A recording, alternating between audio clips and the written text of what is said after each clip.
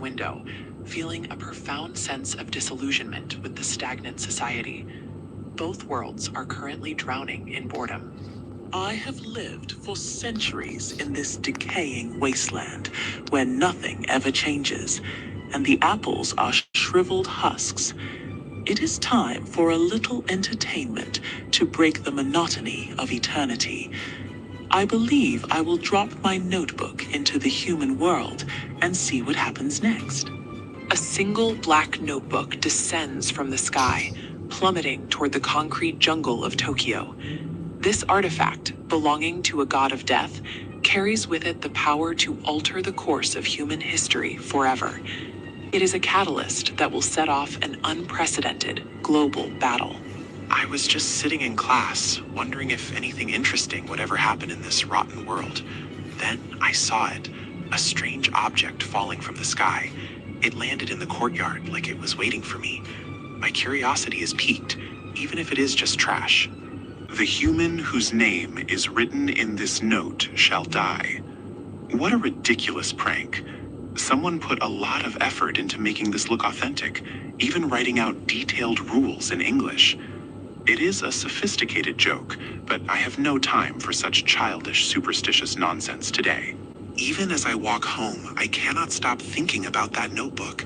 If it were real, it would be the most terrifying weapon in existence. I know it is just a prank, like those chain letters that threaten you with bad luck, but something about it feels strangely magnetic.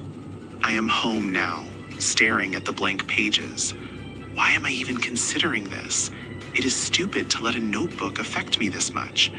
If I write a meme and nothing happens, I will feel like a fool. But if it works, no, that is simply impossible. 5 days have passed since the notebook entered Light's possession. The air around him has grown heavy with a secret purpose. He walks through the streets not as a mere student, but as someone who has glimpsed a hidden truth. The world remains the same, but he is different. My mother is so proud that I placed first in the national practice exams again. She has no idea that my mind is focused on a much higher plane of existence. I have already found what I want. Studying for school seems like a trivial pursuit compared to this. I lock the door to my room, finally alone with the power I have discovered. The television news is filled with criminals who deserve to be punished. I sit down, pick up my pen, and prepare to continue my work. The silence in this room is deafening tonight. Arg, what the hell are you? You just appeared out of nowhere, standing in the middle of my room like a nightmare come to life. Are you a ghost, a demon, or some kind of hallucination brought on by my lack of sleep over the past few days? Why are you so surprised to see me, Light? I am Ryuk, the Shinigami who dropped that notebook you have been using. Since you are the one who picked it up, I have come to see what you have done with it. You look like you have seen a ghost. A Shinigami? So the notebook is real. I am not actually surprised to see you, Ryuk. I have known for 5 days that the power I held was supernatural. I have been waiting for the owner to show up and claim it, or to tell me the price. You are an interesting human, Light. Most people would have lost their minds or thrown the book away in terror by now. But you seem to have accepted the situation with a cold, calculated logic. I must say, I am quite impressed by your lack of fear. I have been expecting you because I knew the notebook was not of this world. I have used it to judge those who make this world rotten. Every name I write is a step toward a better future. I am not afraid because I am doing what is right. You have been busy, haven't you? Let me see that book. Whoa, look at all these names. You have filled page after page with the names of criminals in just 5 days. I have never seen a human use the Death Note with such intensity. Most humans would be too scared to write even one name, fearing the moral consequences or the potential for divine punishment. But you have written hundreds. Are you not worried about what this does to your soul? You truly are a unique specimen among your kind, Light. Most people would be too scared, but they are weak. I am different. I am the only one who can do this. I am using the Death Note to cleanse the world of evil. I will create a new world where only the kind remain, and I will rule. You want to become a god? That is a very ambitious goal for a high school student. I dropped the notebook because I was bored, and it seems I found exactly what I was looking for. This is going to be far more entertaining than I imagined. Here is the deal, Light. The moment the Death Note lands in the human world, it belongs to the person who finds it. It is yours now. However, as the original owner, I will stay with you until the notebook is finished or until you eventually die. If you ever decide you do not want it anymore, I can take it back. But if I do, I will have to erase all your memories of the notebook and its power.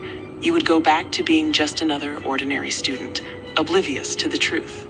There is no special bond between us, Light. I am not here to help you or hinder you. I am just an observer. I will not take sides in your crusade. I just want to watch how a human handles the power of a god. I understand. I do not need your help. I have the notebook, and I have the will to use it. The fact that you are here just proves that I am the chosen one. I will continue my work, and you can watch as I change the world. One more thing you should know. There is no price for using the notebook, not in the way you think. But do not think that a human who uses the Death Note can go to heaven or hell. Your fate will be something entirely different. When the time comes for you to die, I will be the one who writes your name in my own notebook. That is the only promise I make. Until then, let's see how much of a god you can actually become in this rotten world.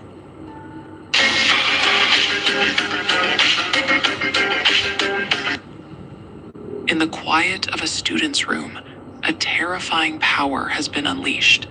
The Death Note, a black notebook from the realm of the dead, allows its owner to kill anyone whose name is written within its pages. Light Yagami has chosen to use this weapon to systematically purge the world's evil. I have to say, Light, your dedication to this project is truly impressive for a mere human.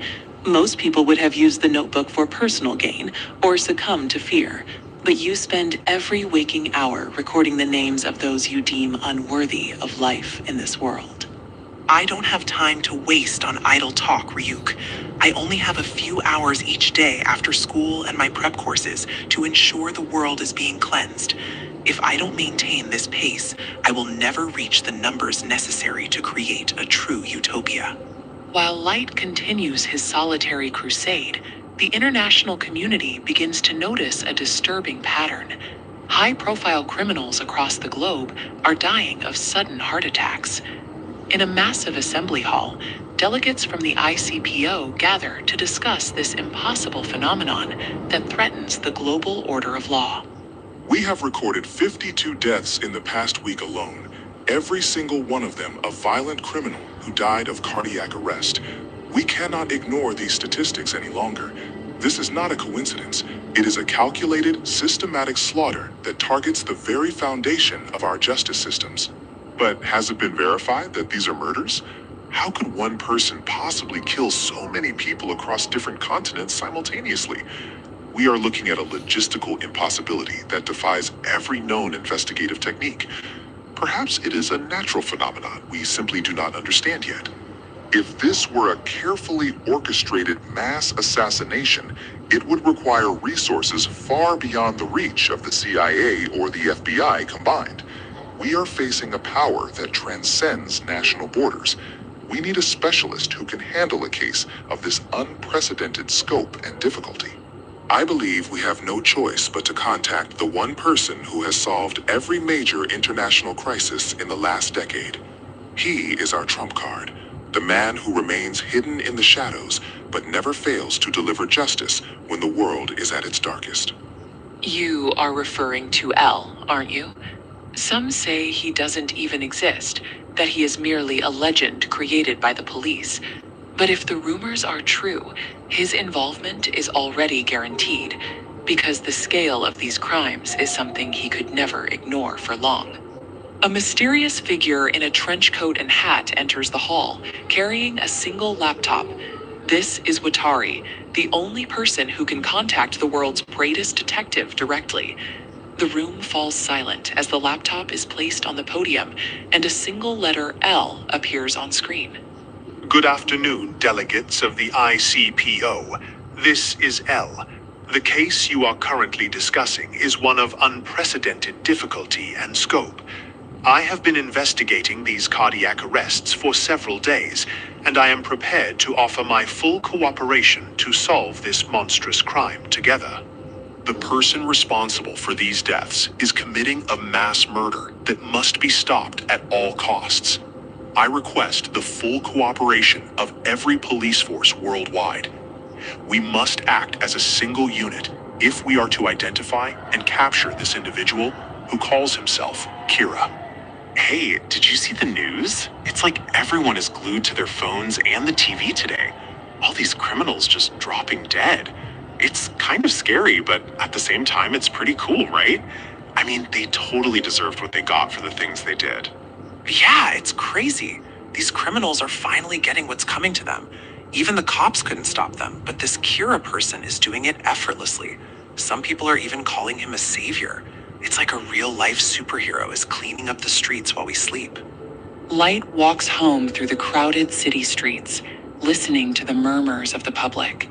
He smiles inwardly, knowing that the fear he has planted is starting to bloom into a new kind of order.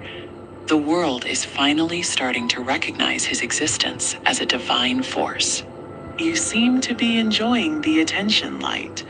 Even if they don't know your face, they are all talking about you.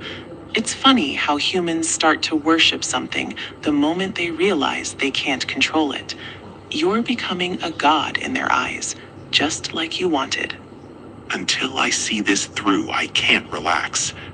The world is changing, Ryuk. Look at these websites people are already putting up. They are documenting every single death, calling me Kira, the legend who will save the world. The momentum is building faster than I ever anticipated it would. People are starting to realize that someone is passing righteous judgment on the wicked.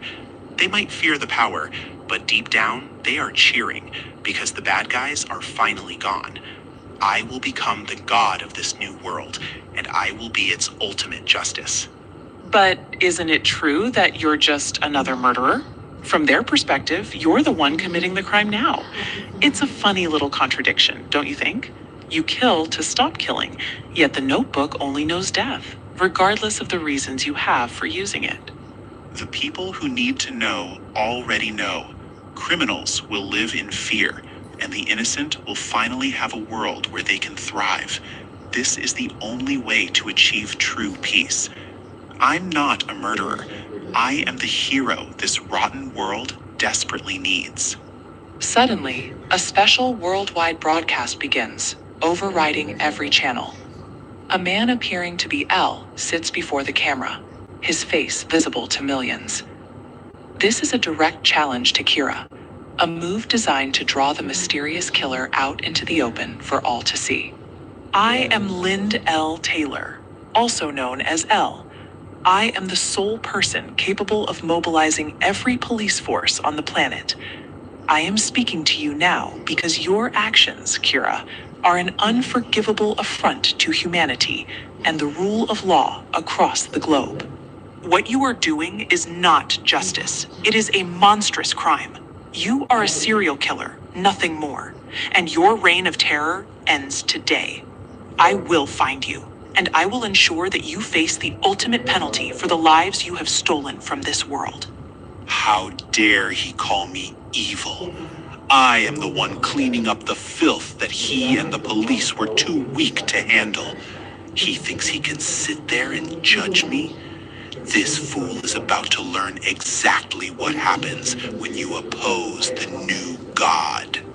If you had been smarter, you could have made things interesting. But you chose to show your face and give me your name on live television. You are just another obstacle that needs to be removed. Goodbye, L. This is the end of your short-lived career as a detective. Light writes the name Lynn L. Taylor into the death note. Exactly 40 seconds later, the man on the screen clutches his chest in agony. He collapses onto the desk, his heart stopping in front of a stunned global audience. Light laughs, convinced of his total victory over L.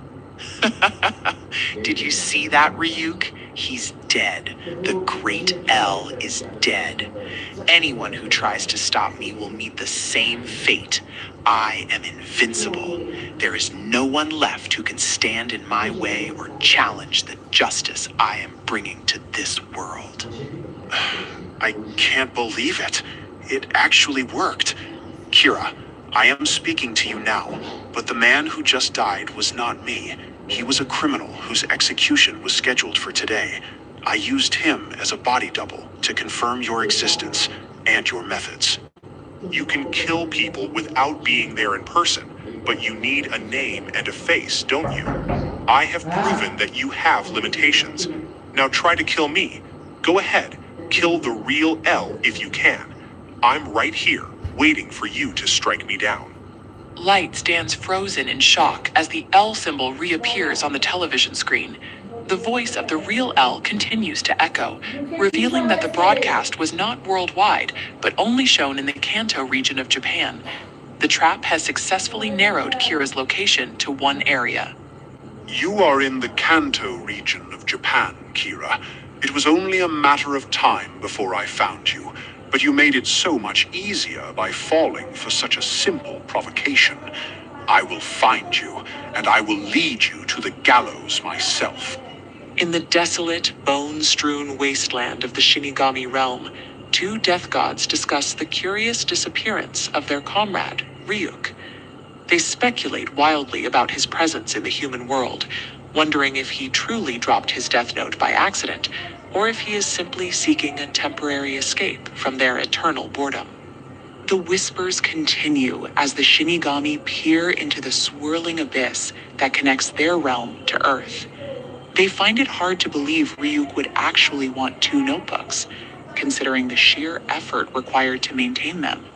Even among the immortals, his actions are viewed as a tedious and inexplicable nuisance.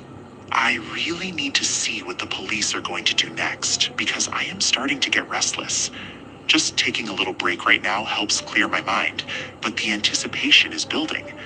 Besides, I am honestly kind of tired from all the planning I have been doing lately. Never seen you looking so listless before, Light. You are usually so focused on your work. Take a step out of the house, and all you hear about is Al and Kira. It seems like the entire world is obsessed with the game you have started playing with the authorities. I guess it might be pretty interesting if I wasn't Kira myself. This magazine claims that L and Interpol were invented by the police to trick people. They're suggesting that the entire case is just a deep conspiracy designed to control the masses without any real recourse to the law. You really should turn on the TV or the radio, because the Kira versus L debate is everywhere. If Kira pays too much attention to this stuff, it just stresses him out. You have to give your mind a rest once in a while, or you will lose your edge. Police are all over the world on your tail, Light. Are you sure you can afford to just chill out like this? The manhunt has reached a global scale, and even with your intellect, the pressure must be starting to get to you as they close in on your identity. When I picked up this notebook, I made the decision to purge the world of evil. That was the reason, and I knew I could stick it out, even if the police started a manhunt. I have a certain advantage they don't see yet, which makes me completely untouchable for now. Why do you have to lock your door, Light? It is so annoying when I want to come in. I really need some help with my homework, specifically these quadratic functions that are making my head spin. Can you please just hang on a second and let me into your room? Oh, okay, sure. Hang on a second, Sayu. I was just in the middle of something. Just give me a moment to put my things away before you come barging in here. I will be right there to help you with whatever math problems are bothering you today. Ta-da! Quadratic functions. I can't believe how hard these are to understand. You are so smart, so I knew you would be the only one who could explain them to me. Thanks for taking the time to help your little sister out with this boring schoolwork. Watch out, Light. Now he tells me something crucial like that. This damn death note in your drawer, if she touches it, well, anyone who touches it can see me. You are taking a huge risk letting her in here while that book is so easily accessible to her. Hey, you! Oh, I know. Is this why you locked your door? Hey, you were reading this magazine? Isn't it kinda dirty? I can't believe my perfect brother is looking at these kinds of articles.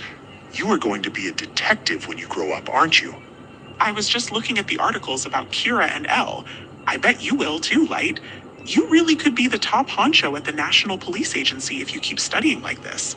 It is a noble goal, and I know you have the brains to achieve it. But that is years and years from now, if he makes it at all. That is right. I am going to be the top honcho at the NPA. Could this be the advantage he was talking about? He is playing a long game that involves infiltrating the very organization hunting him. I am still here. Why couldn't Kira kill me that time? What are you waiting for? The task force is starting its meeting soon. Good. Link me up. I want to see every detail of the evidence they have gathered so far. It has got to be someone who knows our methods. Considering the circumstances, he definitely would have done it if he could. Because I am not a criminal. That couldn't be it, so it has got to be something else. We need to look at the timing of the deaths more closely to find the pattern we missed.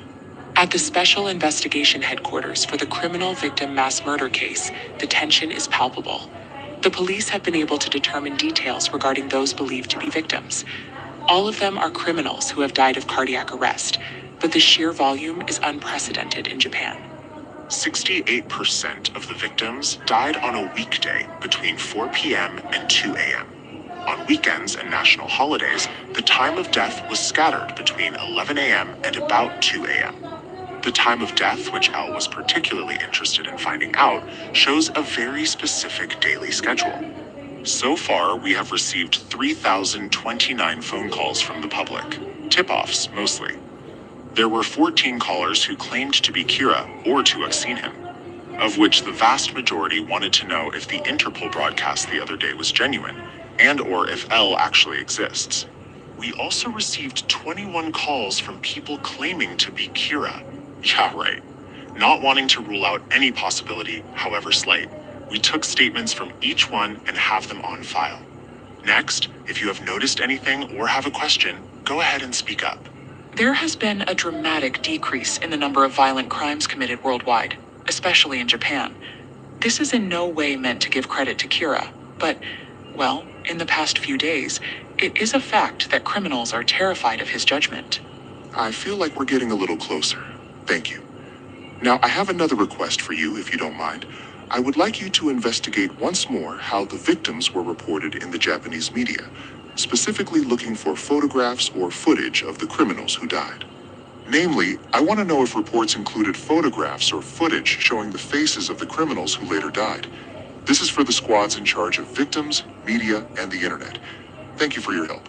Every piece of data is vital for narrowing down our suspect. Everyone else, continue with the investigation or go home and get some sleep, as you wish. Meeting's over. All right, 2 teams on the night shift. We cannot afford to let our guard down for even a moment while Kira is still at large and killing. Chief, are you heading home? You bet. Pulled another all-nighter yesterday. Of course, it would have been a problem if you said crimes have been decreasing thanks to Kira, so let's honor him for that.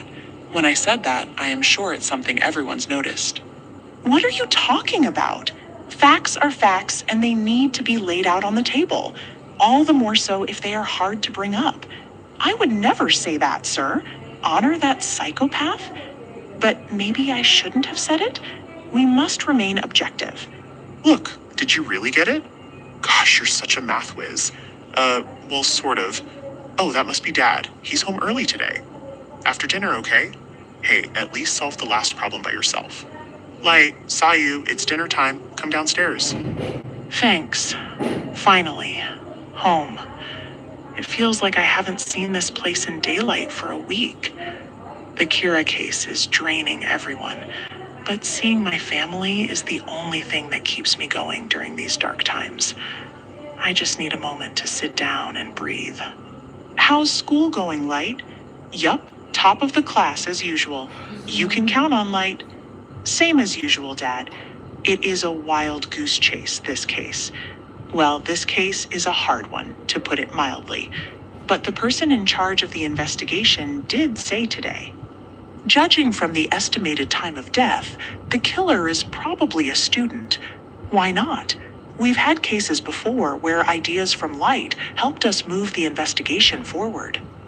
I really don't think this is a subject for the dinner table. It is too grim for a family meal. Sayu, was that all the help you needed? What, already? I'm done. Yeah, thanks. Gee, Light, thanks a lot for blabbing. Was Light helping you do your homework again, Sayu? You know I never clean your room. You've been doing it yourself since starting high school. So, they've already narrowed it down to a student in the Kanto region of Japan, Light. Now I can use the death note at a different level. If I write heart attack as the cause, it will happen. If the cause of death is not specified, the person will die. After writing the cause of death, details of the death should be written in the next 6 minutes and 40 seconds.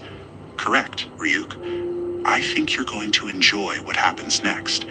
I am going to show Elle exactly how much control I really have over life and death. There were 23 heart attack victims again yesterday? What? 3 days later, died exactly 1 hour apart from each other. And all 23 of them, just like the day before, they were all prison inmates. So we'd know immediately they died. Looks like it might not be a student after all. Come on, anybody could skip school for a couple days. 2 days in a row, and both of those were weekdays. That isn't it. It's true he might not be a student, but that isn't what Kira's trying to tell us. He's free to set the time of death as he pleases. What Kira's saying is also that he has some way of getting information known only to the police. And this is clearly a challenge directed at me. He is showing me that he can kill anyone, anytime. Ryuk, you have to understand that this situation is becoming quite precarious. Anyone who touches the death note gains the ability to see your terrifying form, and that is a massive problem for my security. I cannot simply walk around with a supernatural entity following me like a shadow without consequences. I suppose you are right, Light. You certainly cannot pass me off as a normal human friend or an average schoolmate. My appearance is a bit much for your world, isn't it? I don't think you came to this desolate place just to enjoy the gloomy, dark ambience. Exactly. If my sister or any other member of my family were to catch even a brief glimpse of your face, they would likely have a heart attack on the spot. I need to ensure that the death note is hidden where no one will ever accidentally find it. As the fire of ambition burns within Light Yagami, the battle of wits between the self-proclaimed god and the world's greatest detective begins to intensify. The current state of affairs is a delicate balance of hidden identities and strategic moves played out in the shadows of Tokyo. From the estimated time of the victims' deaths, I previously informed the task force that there was a very strong possibility that Kira was a student. The schedule of the killings lined up perfectly with school hours, suggesting a routine that was far too specific to be a coincidence. And then, as if he were mocking my deduction, the very next day, Kira eliminated 23 prisoners at intervals of exactly 1 hour. He did the same thing again the following day, completely shattering the initial profile I had carefully built regarding his daily routine and social status. Does that mean he actually managed to dupe me? Until then, I was convinced that Kira was setting the time of death to lead me to the conclusion that the perpetrator was a student. It seems he is much more capable of manipulation than I had originally anticipated. What is Kira's real aim in letting me know that he can control the time of death? Is he trying to show off his power, or is there a deeper strategy involved? The bigger issue is that Kira has some way of obtaining information that should be known only to the task force. I have to do something about the fact that police information is leaking to Kira. If he can see our every move, we are at a severe disadvantage. Watari, it is me. Please leave the task force office for a moment. I need you to go somewhere else. Go to a location where the police cannot see or hear you, and establish a secure link with the director of the FBI. We need to investigate the people involved in this case from the outside, beyond the reach of the Japanese National Police Agency's current internal surveillance. I need some very specific items for my plan. This home improvement store should have everything required to build a hiding place that no one will ever find. I want to hide the Death Note in my room where I can easily access it and put it back safely. If L wants to catch Kira, he will need a confession from me or the physical evidence of the Death Note itself. By now, L is likely starting to suspect the people involved in the investigation. He will look at every detail, so I must stay several steps ahead. You seem quite confident, Light, but why did you deliberately make him realize you were a student? Isn't it a lot worse to have him realize you have a link to the cops? Now he's going to have the FBI breathing down the necks of everyone in the department. Remember what I told you about human beings, Ryuk. They are foolish, two-faced creatures. In human society, there are very few people who truly trust each other.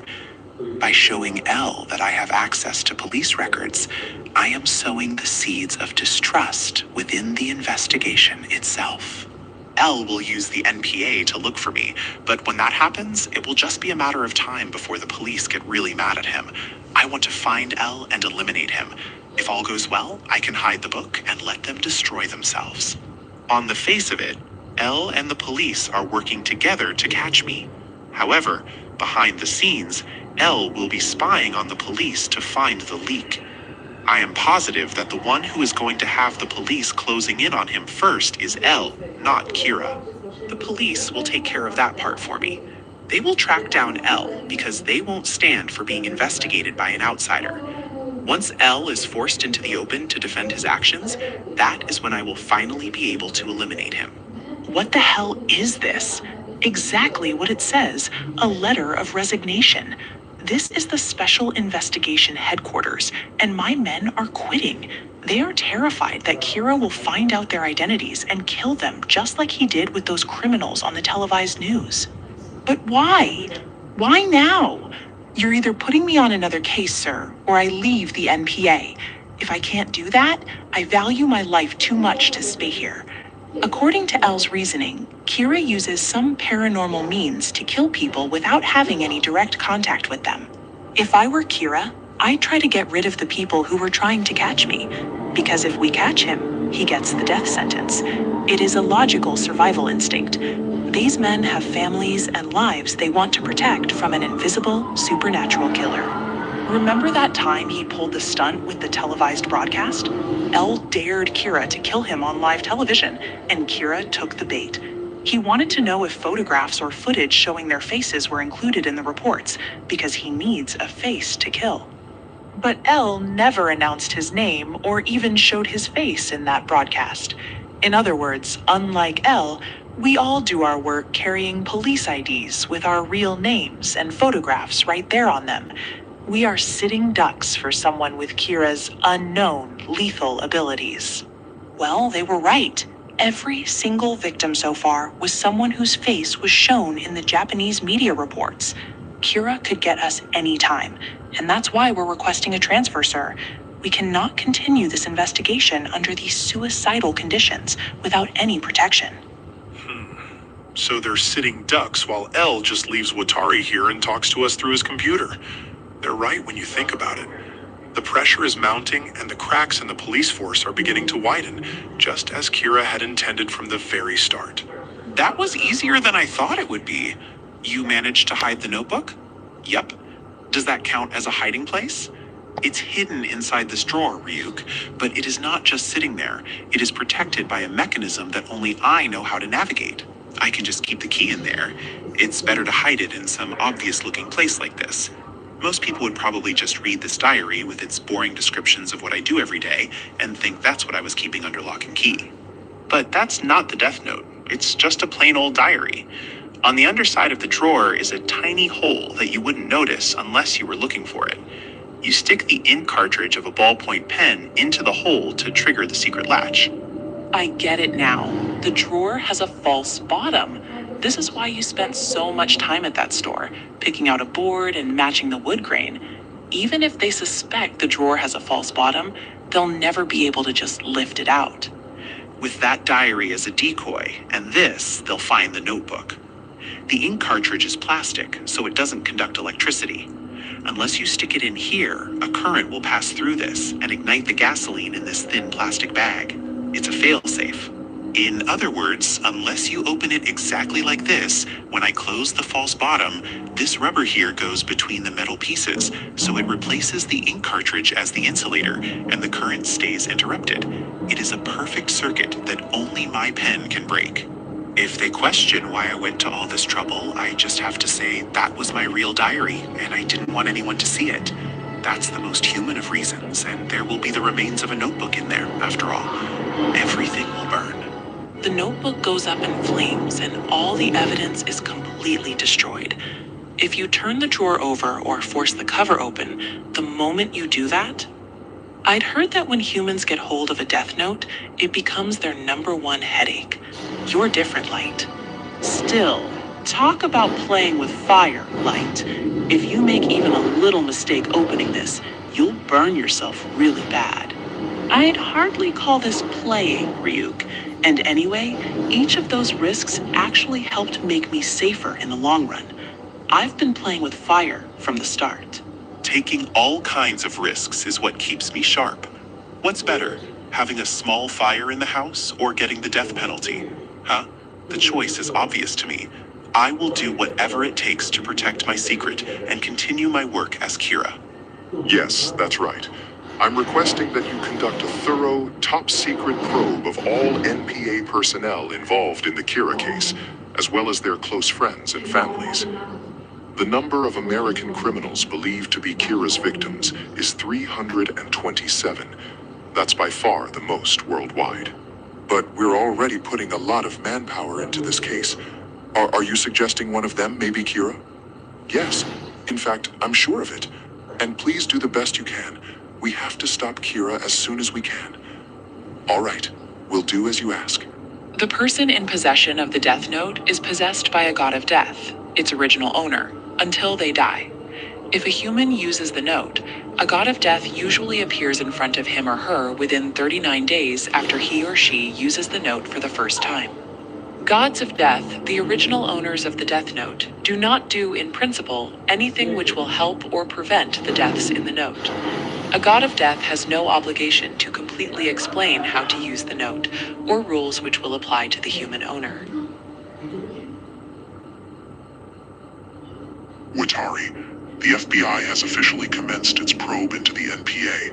I have received a comprehensive list of all 141 personnel working on this case. Somewhere within this group, or perhaps very close to one of them, Kira is hiding. I am absolutely certain of it. Among the names on L's list is Soichiro Yagami, the head of the investigation, along with his family members Sachiko, Sayu, and Light. Unknown to the police, Light Yagami is exactly who the detective is looking for, a genius teenager walking the line between hero and mass murderer. I told you before, Ryuk, you must not talk to me when we are outside of my room. People cannot hear your voice, but they can see me talking to thin air. At this prep academy, any strange behavior will be noticed and reported, which complicates my plans. Light, you have to understand that I am neither on your side nor El Sol's side in this conflict. I am merely a spectator in this game. Whether you succeed in creating your new world or get caught by the authorities makes no difference to me at all. I already knew that, Ryuk. I never expected a Shinigami to be a loyal ally or a friend. You are here because you are bored, and I am here because I have a purpose. As long as our interests align, I will continue to use the notebook. It is just that something has been bugging me personally for the last couple of days. I am always hovering behind you, so I noticed it right away. This guy has been following every single step you take since you left your house this morning, Light. Look back. He does not see me, of course, but I can feel like I am being watched. It is a persistent, heavy sensation that I cannot shake.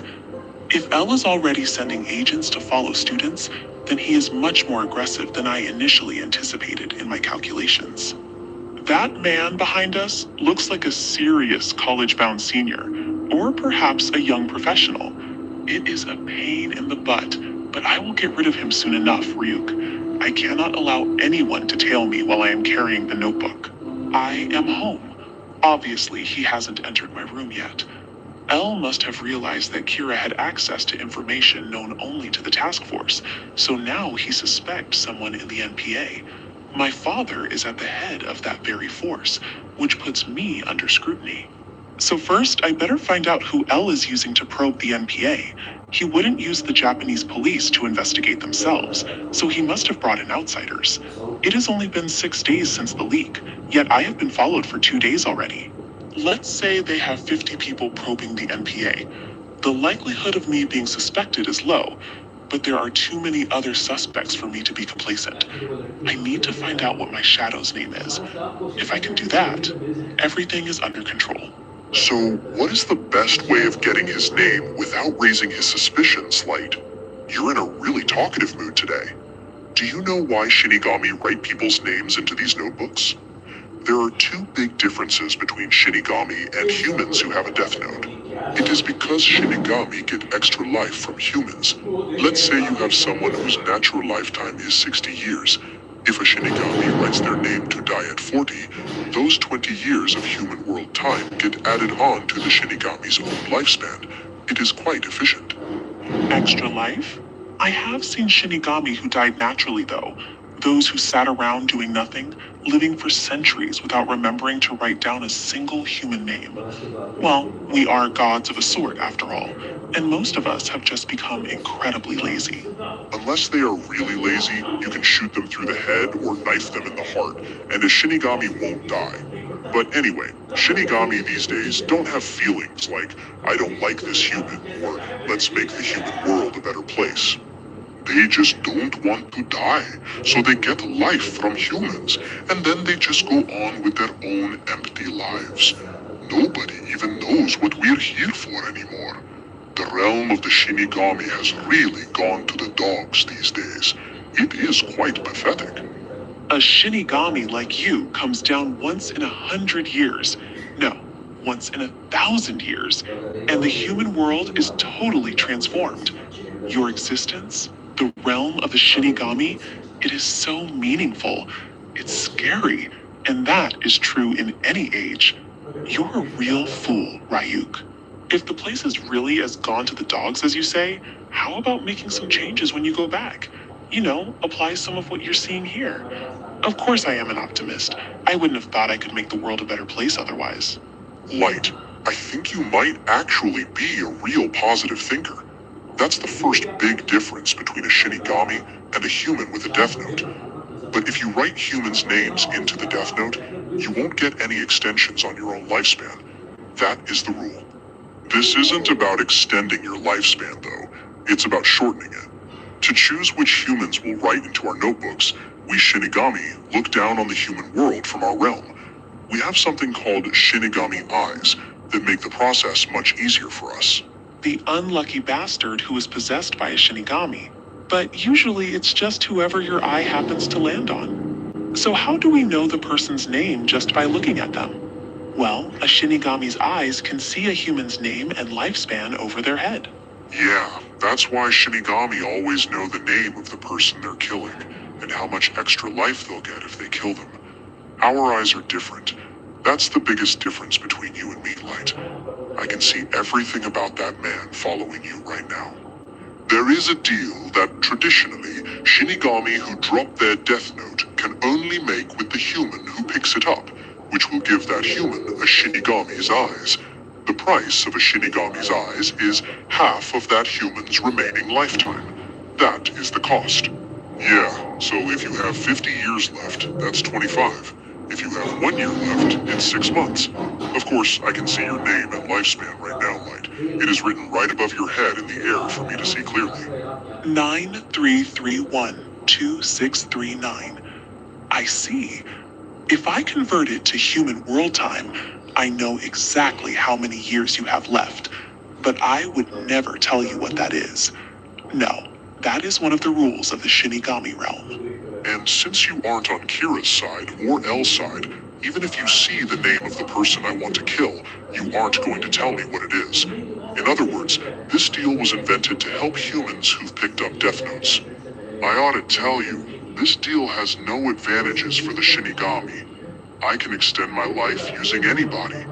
And with those, I can look at anyone and know what their name is. Give me half of your remaining lifetime, and you can have a Shinigami's eyes.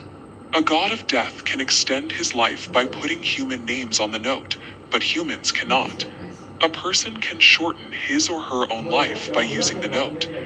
The human who becomes the owner can, in exchange for half of his/her remaining life, get the eyeballs. In the shadows of a mundane world, a terrifying power takes root. Light Yagami, a genius burdened by the boredom of perfection, stands beside the monstrous Shinigami Ryuk. The deal is simple, yet heavy. Half of his remaining life for the eyes of a god, eyes that see every name and every lifespan.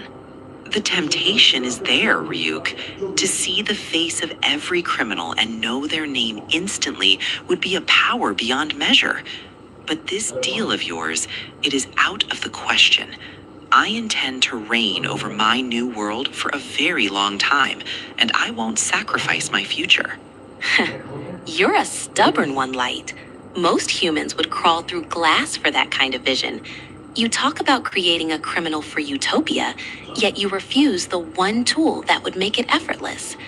Tell me, how long do you really think you can survive this game without those eyes? My lifespan is my own, and I will not gamble it away. If I am to be the god of this world, I must have the patience to build it properly. Besides, if I'm clever enough, I won't need your eyes to uncover the identities of those who oppose me. Just remember, the deal is always on the table. You can make the trade anytime you like, as long as you possess the Death Note. I only told you now because I didn't want to hear you belly aching later that I kept secrets from you. Don't say I never did anything for you. Ryuk watches the boy, fascinated. Most humans tremble at the sight of a Shinigami, yet Light treats him like a nuisance. The boy's arrogance is refreshing, even to a creature of death. He wonders just how far this human will go before the weight of the notebook finally breaks his spirit. Is there anything else you haven't mentioned, Ryuk? Any other deals or hidden rules I should be aware of? I don't like surprises, especially when they involve the mechanics of how I'm supposed to cleanse this world. Tell me everything now, or don't expect me to keep entertaining you with my work. I suppose if you wanted wings to fly through the skies like a god, that would be a dream humans have had since antiquity. But alas, sprouting wings isn't part of the package. People would notice a flying teenager, and the police would catch you in no time. That's probably for the best. I was joking, Ryuk. I don't need wings to be a god. But your point is taken. If I started acting like a supernatural creature, it would only make me easier to track. I'll remain a human in appearance while I conduct the business of a deity from the safety of my room. You're already a fine Shinigami in spirit, Light. If you keep cutting deals and obsessing over names and faces, you might just find yourself turning into one of us sooner than you think. But hey, don't let me stop you. I'm just here for the apples and the show. Don't lump me in with you.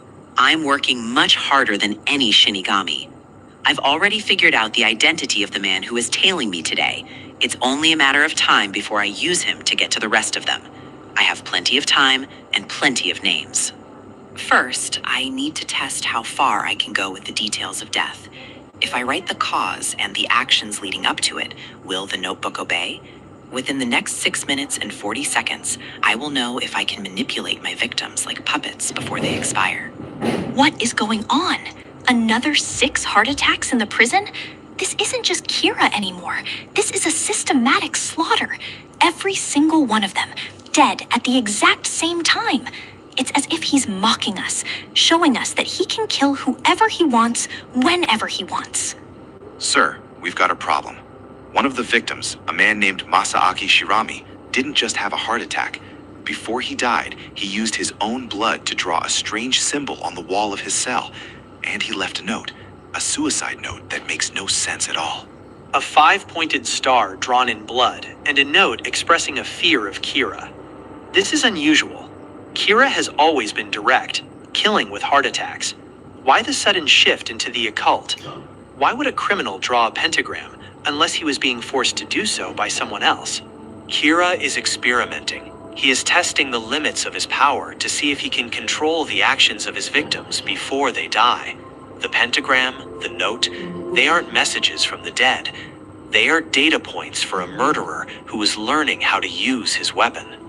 Treating human beings like lab rats, it's abominable. If Kira is using these criminals to test his abilities, then he's even more depraved than we imagined.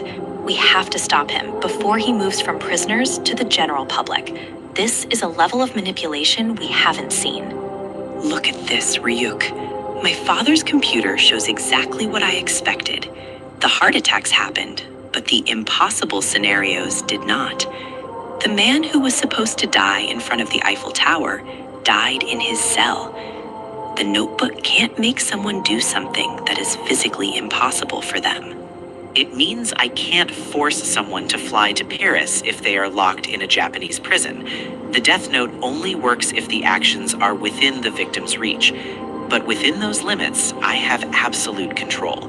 I can make them write notes, draw symbols, or even deliver messages for me. So the impossible deaths just defaulted to heart attacks. That's actually pretty clever of you to figure out. You've basically mapped out the boundaries of your power. But what's the point of all this? Why waste time with these little experiments when you could just kill L? Because L is smart, Ryuk. He'll notice the notes and the symbols. He'll think he's found a clue, but in reality, I'm just leading him into a maze. While he's busy analyzing these unusual deaths, I'll be moving my real pieces into place. He's about to become very, very busy. Lord have mercy. Do what I can. You know it. Killed by Kira. I know about him. When you take the first letter of each sentence in these messages, it forms a hidden phrase. Kira is speaking to me through the dead. He wants me to know that he is aware of my investigation. Saturday morning, the perfect time to check the results of my latest test. According to the news, a robber at a convenience store was stabbed by an employee acting in self-defense. That was my doing. I wrote that he would be killed by someone else, not a heart attack. It worked perfectly. This means I can dictate the cause of death as long as it's plausible. I'm no longer limited to heart attacks. The world will see Kira as an omnipresent force that can strike in any form. Now, for the main event. Kiichiro Osoreda. He's the key. I'm actually quite popular with the ladies, Ryuk. You might be surprised. This phone call is just the beginning of a very carefully orchestrated plan. I'll need a witness, someone innocent to verify my story when I finally confront the man who is following me. Everything is ready. The rules of death are absolute. The conditions for death will not be realized unless they are physically possible or reasonably assumed to be carried out by that human. Even the gods of death do not know the full extent of these rules. Light Yagami is venturing into the unknown. A skeletal engine sits in the darkness, signaling a shift in the deadly game. Chapter 7, Target. Light Yagami has decided to stop hiding and start hunting his pursuer. The plan is set, and the pieces are moving toward a confrontation that will determine the fate of the investigation. Are you serious about this, Light? You're actually going on a date while an FBI agent is following your every move? It seems like a strange time for romance, but I suppose you have something up your sleeve. Just don't forget that this isn't a game for ordinary humans. It isn't a date, Ryuk. It is a calculated move. This morning, I wrote Kiichiro Osoreda's name in the death note, detailing a bus hijacking. The man tailing me will have no choice but to intervene. In the chaos, I will force him to reveal his identity to me.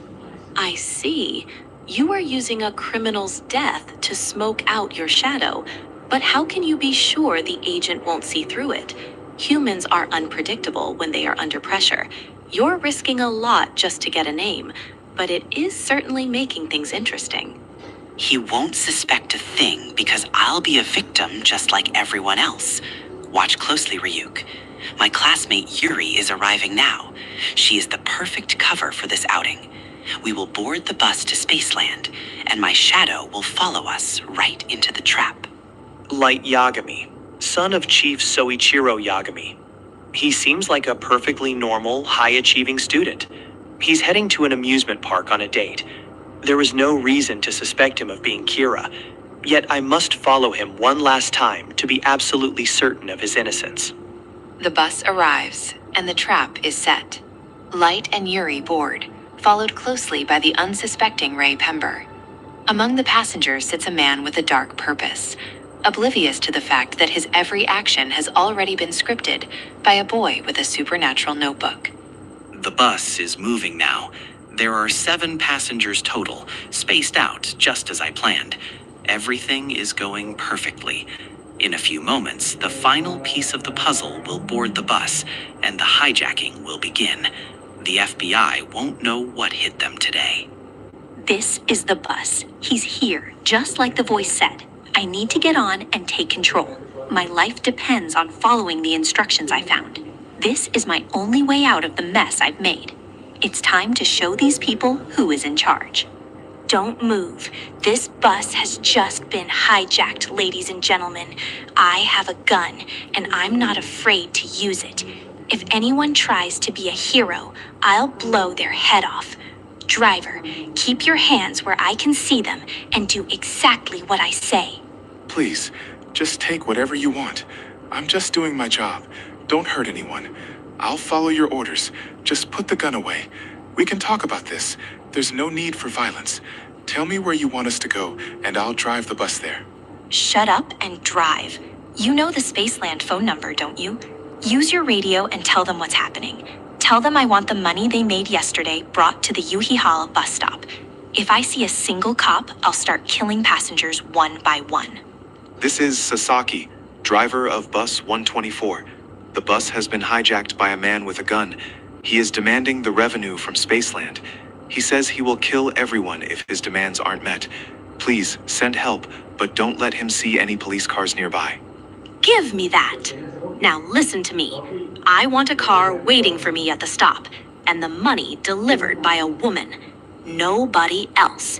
If I suspect anything, I'll kill every single person on this bus. Do you hear me? Don't try to be smart with the cops. Don't worry, Yuri. It will be okay. I'm going to find a way to stop him. My father is a detective, and he taught me what to do in emergencies like this. Just stay calm and trust me. I have a plan to grab his arm and pin him down. Light begins writing a note, pretending to coordinate an attack with Yuri. It is a calculated performance designed to draw out the FBI agent. He knows that a professional lawman cannot stand by while a student risks his life in a suicidal attempt to stop a gunman. Stop. It's too dangerous, kid. Let me take care of this. You're just a student. You don't know what you're doing. This man is unstable and armed. If you try anything now, you'll just get yourself and everyone else killed. Stay in your seat and keep your head down. Who are you? Why should I listen to you? You've been following us since we left the station. Are you an accomplice? If you're not with him, then prove it. I won't just sit here and die because some stranger told me to stay still and wait. I am not his accomplice. I am an American, though my mother was Japanese. I can't tell you everything, but you have to trust me. I am here on business, and I have the means to handle this. Just don't do anything reckless that would force his hand right now. If you're not a criminal, then show me some proof. If you're really who you say you are, you must have an ID. If you won't show it, I'll have to assume you're part of this hijacking and take my chances. Choose now, or I'm going to move. Fine, if it will keep you from doing something stupid. I'm with the FBI. We are here investigating the Kira case. Here is my ID. Now that you know the truth, you must follow my orders. Keep your voice down, and don't let the hijacker see us talking. Ray Pember. So that is your name. An FBI agent. I see. I'll stay calm then. But look, he's coming this way. He's looking for something. We have to do something before he realizes we are plotting against him. What is your move, Agent Pember? Give us a signal. Yes, I am Ray Pember. I'm here to help, but you need to be patient. If he thinks we're communicating, he'll open fire. Just stay still and wait for the bus to stop. The police will have the area surrounded, and we will find a way to disarm him. Oops, I dropped my notes. I'm so sorry. I was just so nervous. I didn't mean to make a mess. Please don't be mad. It's just some things for my date at Spaceland. I'll pick them up right now, I promise. Just don't hurt me. Hey, what are you doing back there? Passing notes? Trying to be a little smartass, aren't you? Give me that paper right now. I want to see what you're trying to hide from me. If this is a message to the police, you're both dead meat. What the hell is this? Just a scrap of paper from a notebook? Wait, what is that thing standing behind you? There's a monster on this bus. A giant black-winged monster with bulging eyes. Why can't anyone else see it? Stay back! Stay away from me, you demon! It looks like someone finally noticed me. That's the rule. If you touch the notebook or a piece of it, you can see the Shinigami. This guy looks like he's about to lose his mind. Humans really can't handle the sight of a death god, can they? Don't come any closer.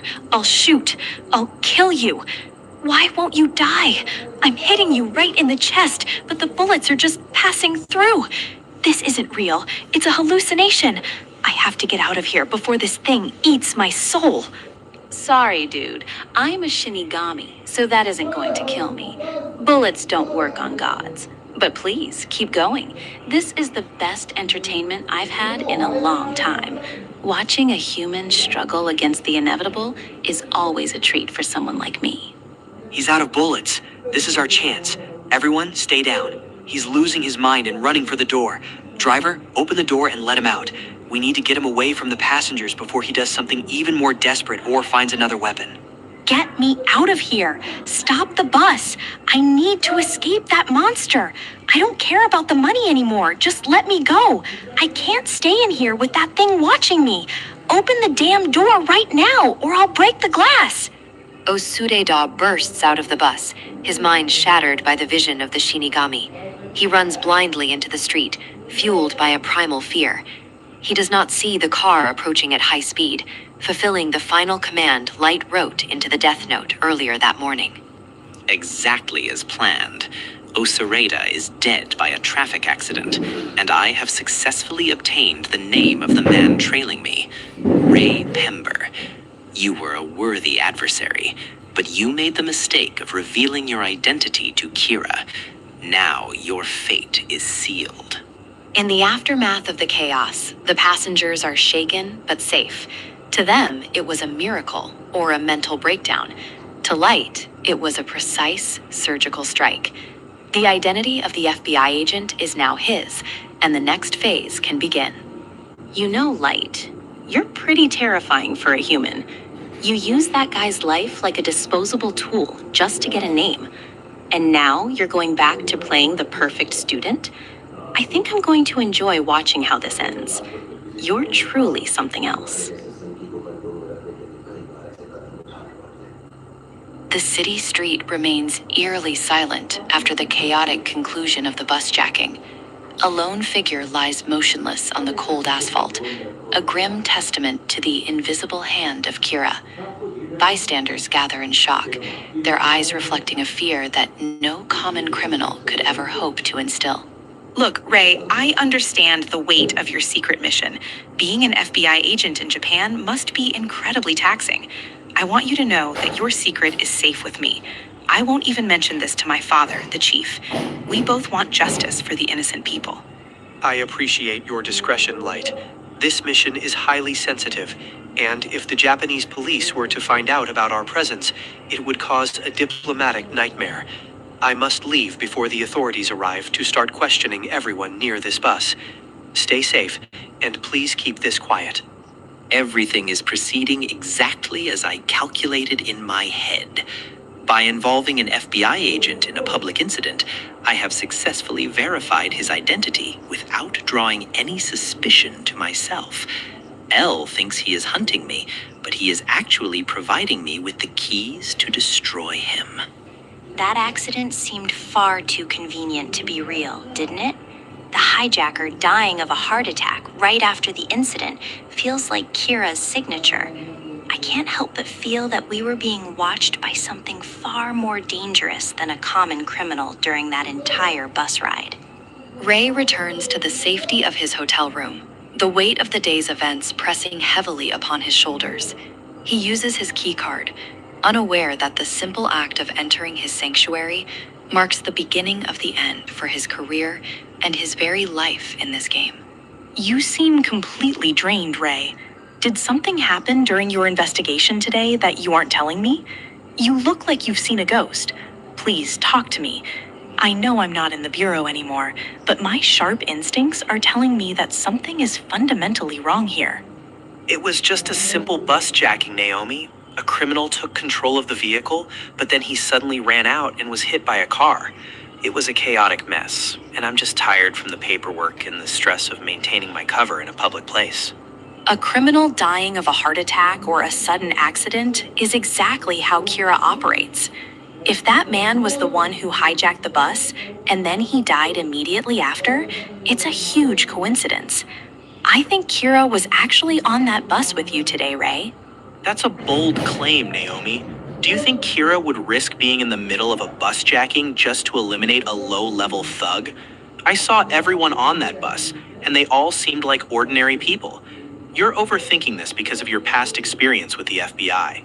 Listen, you aren't an agent anymore. You're here as my fiancé, and I need you to stay out of this investigation for your own safety. Kira is extremely dangerous, and I won't have you putting yourself in his crosshairs. Let me handle the difficult fieldwork alone tonight. So you've managed to find out the agent's name, and now you're planning to use him to get to the rest. You're a lot more devious than I thought, Light. Most humans would be satisfied with just one kill, but you're aiming for the whole group of agents. This is about more than just one agent, Ryuk. I need to eliminate the entire FBI presence in Japan to show L that I am untouchable. I'll use another criminal in jail to test L's reactions while I prepare the final stroke against the remaining investigators in Japan. In his secluded room, L stares at the monitors, his mind racing through the latest developments. A new suicide note has surfaced, one that carries a cryptic message specifically intended for him. The game of cat and mouse has taken a dark, theological turn in the deep shadows. Another victim has left behind a note. This time, it's not just a confession or a plea for forgiveness. It's a direct communication. Kira is changing his methods, becoming more bold and experimental. Watari, I need you to scan this and send the high-resolution files to me immediately. Gods of death. Kira is suggesting that Shinigami exist. He is trying to give me a clue, or perhaps he is just mocking my attempts to find a rational explanation for these heart attacks. Either way, he wants me to know that I am dealing with something truly supernatural. Is Kira trying to give me some kind of hint, or is this just a distraction? He's leaving a trail of breadcrumbs that lead directly to the concept of death gods. Watari, have the police keep a very close watch on all the prisons. Something big is happening right now. This is impossible. 4 FBI agents, all dead of heart attacks within the same hour. This can't be a coincidence. Kira has moved beyond criminals and is now targeting the very people sent to stop him. We are dealing with an unprecedented level of calculated and cold-blooded violence. The atmosphere in the National Police Agency is thick with dread as the reality of the situation sinks in. The investigators realize that no one is safe, and the protection of a badge means nothing against the power of Kira. The hunt has become a slaughterhouse for the authorities. Director, I've just received the report. 12 agents were sent to Japan, and now you're telling me that 8 of them are confirmed dead? This is a catastrophe. Kira has somehow managed to identify them and strike before we could even begin our joint operation properly in this country. I tried to reach all 12, but the silence on the other end of those lines tells the whole story. Kira got to them.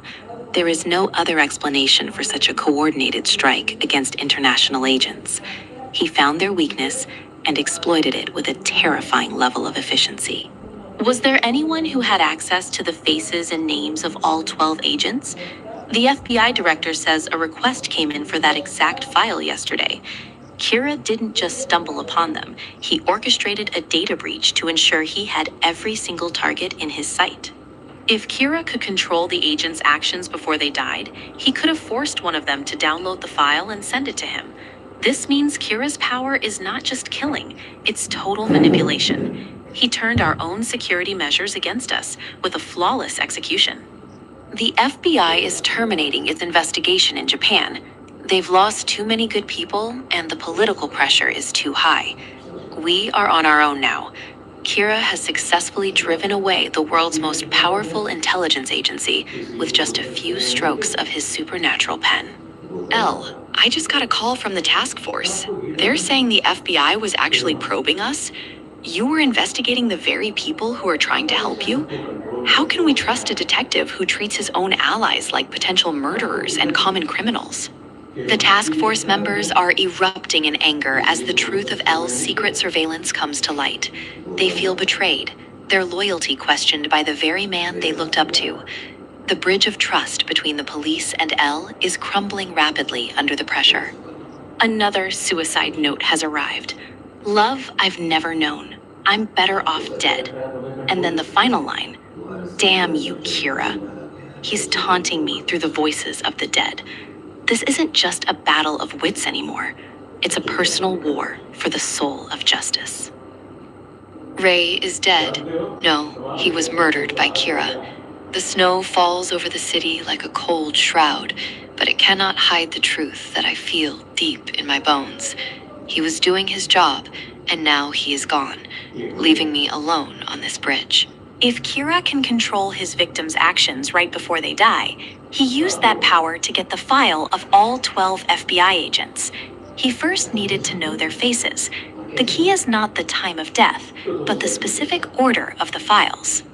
There is no point in hiding it from the family anymore. You will likely find out through the news eventually, so I am telling you this now. All 12 FBI agents sent to Japan to assist in the Kira case were found dead yesterday morning. What do you mean they were all killed? Does that mean Kira is even more dangerous than the police originally thought? This is terrifying, Dad. If he can take out 12 federal agents at once, no one involved in the investigation is truly safe. Morale is low among the detectives. Many are quitting the case out of fear for their lives. I cannot blame them, but I will not succumb to this evil. I am seeing this through to the end, regardless of the personal risk involved. Dad, I am so proud of you for standing your ground. If anything happens to you, I will make sure Kira gets the death penalty. I swear it on my life. You have my full support in this fight for justice and peace. You really are something else, Light. That performance was incredible. You killed those agents yourself, yet you look your father in the eye and promise to catch the murderer. You truly deserve an Academy Award for that heartless display of acting. Wow, this is a lot of humans. Are you really going to do it here, Light? In the middle of Shinjuku Station, during the busiest time of the day? It seems risky, even for someone with your level of confidence and planning. I have done a lot of research. If I write the cause of death and the details, the person dies that way. This is the perfect place to test the limits of the Death Note while ensuring my own anonymity among the crowd. I am Kira. If you turn around or stick your hands in your pockets, I will kill you instantly. You have heard my voice before, Ray Pemder. Do exactly as I say if you want to see tomorrow or protect your loved ones. Is this a joke? No, that voice. It sounds familiar. My heart is racing. If this person is truly Kira, I have no choice but to follow his instructions. I cannot risk a confrontation in such a crowded public space like this. See that coffee shop over there? The man in the glasses will die of a heart attack in exactly 2 minutes. Watch carefully. This is the demonstration of my power that you need to understand that I am not bluffing. He actually died. It was just like he said. This is impossible, yet it happened right before my eyes. This man really is Kira. The power he wields is beyond anything I ever imagined during my time in the FBI. I expect you have heard from Elle that I cannot kill someone unless I know what they look like. That is true, but I can kill your entire family as well. Now, take this transceiver and the envelope I am holding. Enter the Yamanote Line train and take a corner seat by the door. Do not ever forget that I can kill you at any time. I will be watching you from close by, so keep your eyes forward and follow my lead. How many FBI agents are in Japan? I need to know their organization and who their commander is. Do not try to lie to me. I already know more than you think. I heard there are 4 teams, a total of 12 agents. I do not have the names of everyone on the other teams. Why are you asking me this? You already killed so many of us yesterday. What more do you want? There is a glitch between the chief's computer and yours. It is faster if it goes through someone else's computer first. Open the envelope. Inside, you will find 5 smaller envelopes. Take them all out and prepare to write. Make sure each name is spelled correctly. If I find any mistakes, you know what will happen. Look at the file you just received on your screen and write every name in the slots of the envelope. Do not stop. So he is going to kill all the agents I am writing down. I have to do what he says, or the woman and my family will be killed. I am a cold-blooded killing now, obeying his instructions just to survive. Sit back down and stay on this train for at least 30 minutes. Put all 5 envelopes back into the larger one and place it on the overhead rack. Then you may leave. Do not move until I tell you. Wait, why can't I remember whose voice this is? My chest, it hurts so much. Damn you, Kira. You played me until the very end. I can't breathe. Everything is fading to black as the train pulls into the station. I can't stay standing. The world is spinning. I see someone standing there. Is that him? Is that the monster who did this to me? I can't even call for help as I fall to the floor. Goodbye, Ray Penber. You were a useful tool for my plans, but your journey ends here on this cold platform. Watch me as the doors close. I am the god of the new world, and you are history. All the FBI agents have acted the same way and died of heart attacks after receiving the file. The order they received the files appeared random, but it was a calculated step by Kira to eliminate his pursuers. Thank you, Director. With your computer records and the information from the NPA, I have been able to work out the order they received the files. This is an important clue that Kira has left for us to find. I am standing in the very place he died. The rhythm of the train matches the pounding in my heart. Kira, I will find you. You took Ray from me, and I will not rest until you pay. Naomi Masora stands as a beacon of quiet intensity amidst a world descending into the chaotic shadows of Kira's justice. Clad in black leather, she carries the weight of a detective's intuition and a widow's grief, searching for the confluence where truth meets the divine and the damned. I remember him because he was alone, standing apart from the others during that terrifying bus ride.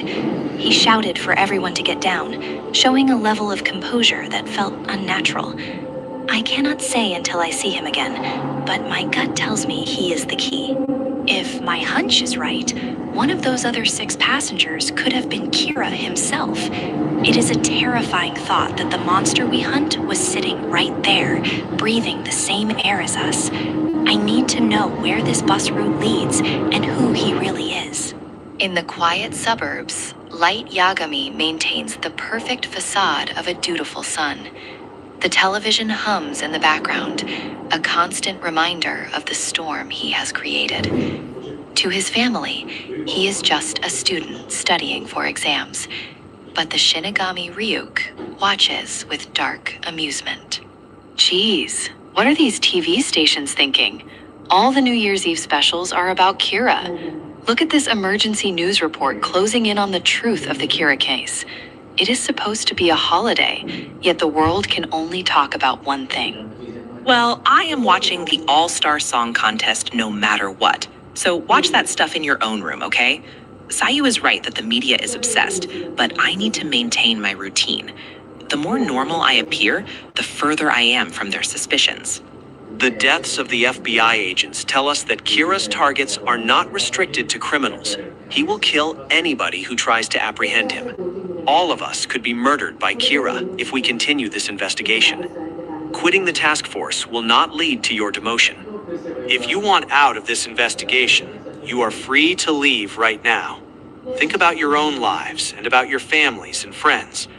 Only those who are ready and willing to sacrifice everything and fight Kira are asked to remain. Meet me upstairs at 5 o'clock. The hallway of the National Police Agency feels longer than usual today. Soichiro Yagami walks with a heavy heart, his footsteps echoing against the linoleum. He knows that he is leading his men into a battle where the enemy is invisible, and the stakes are their very souls. I am glad to have you back, Chief.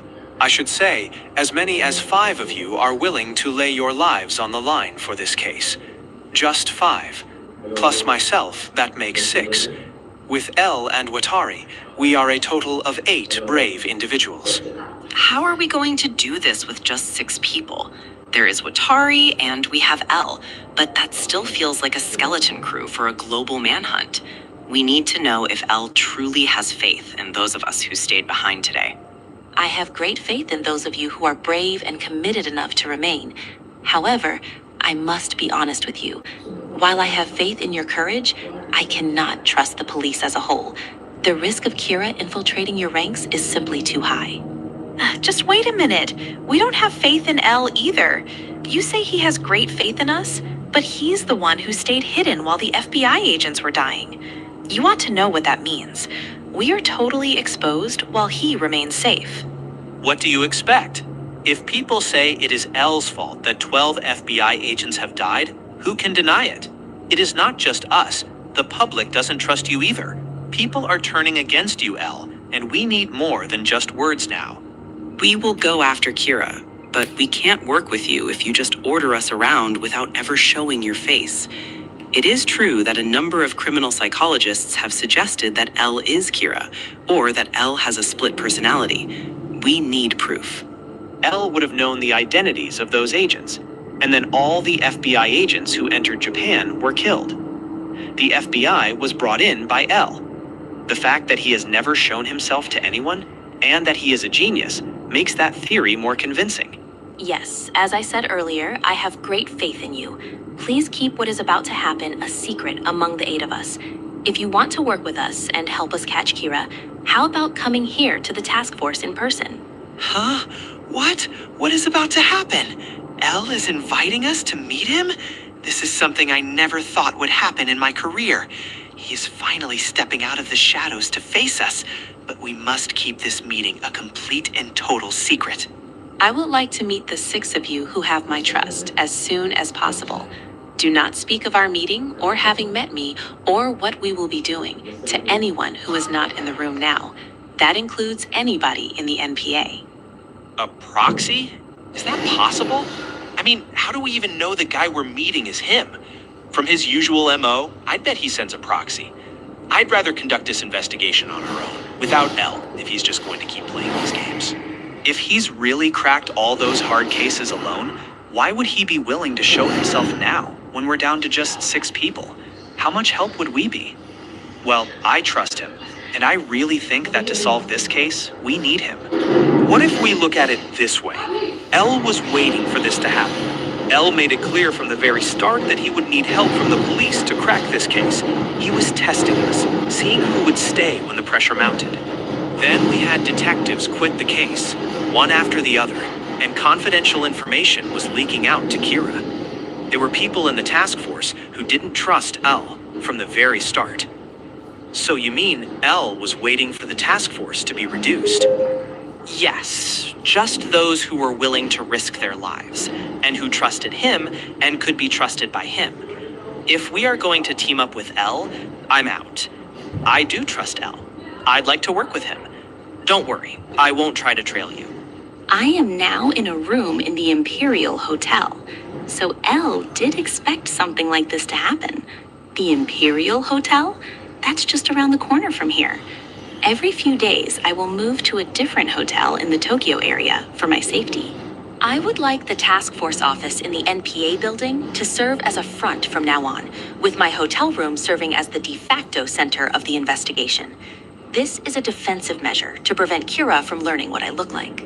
Realize this means I will have an unfair advantage over all of you in that regard. However, this is as far I am able to go at this point in order to gain your trust and work with you on this investigation. I will be waiting.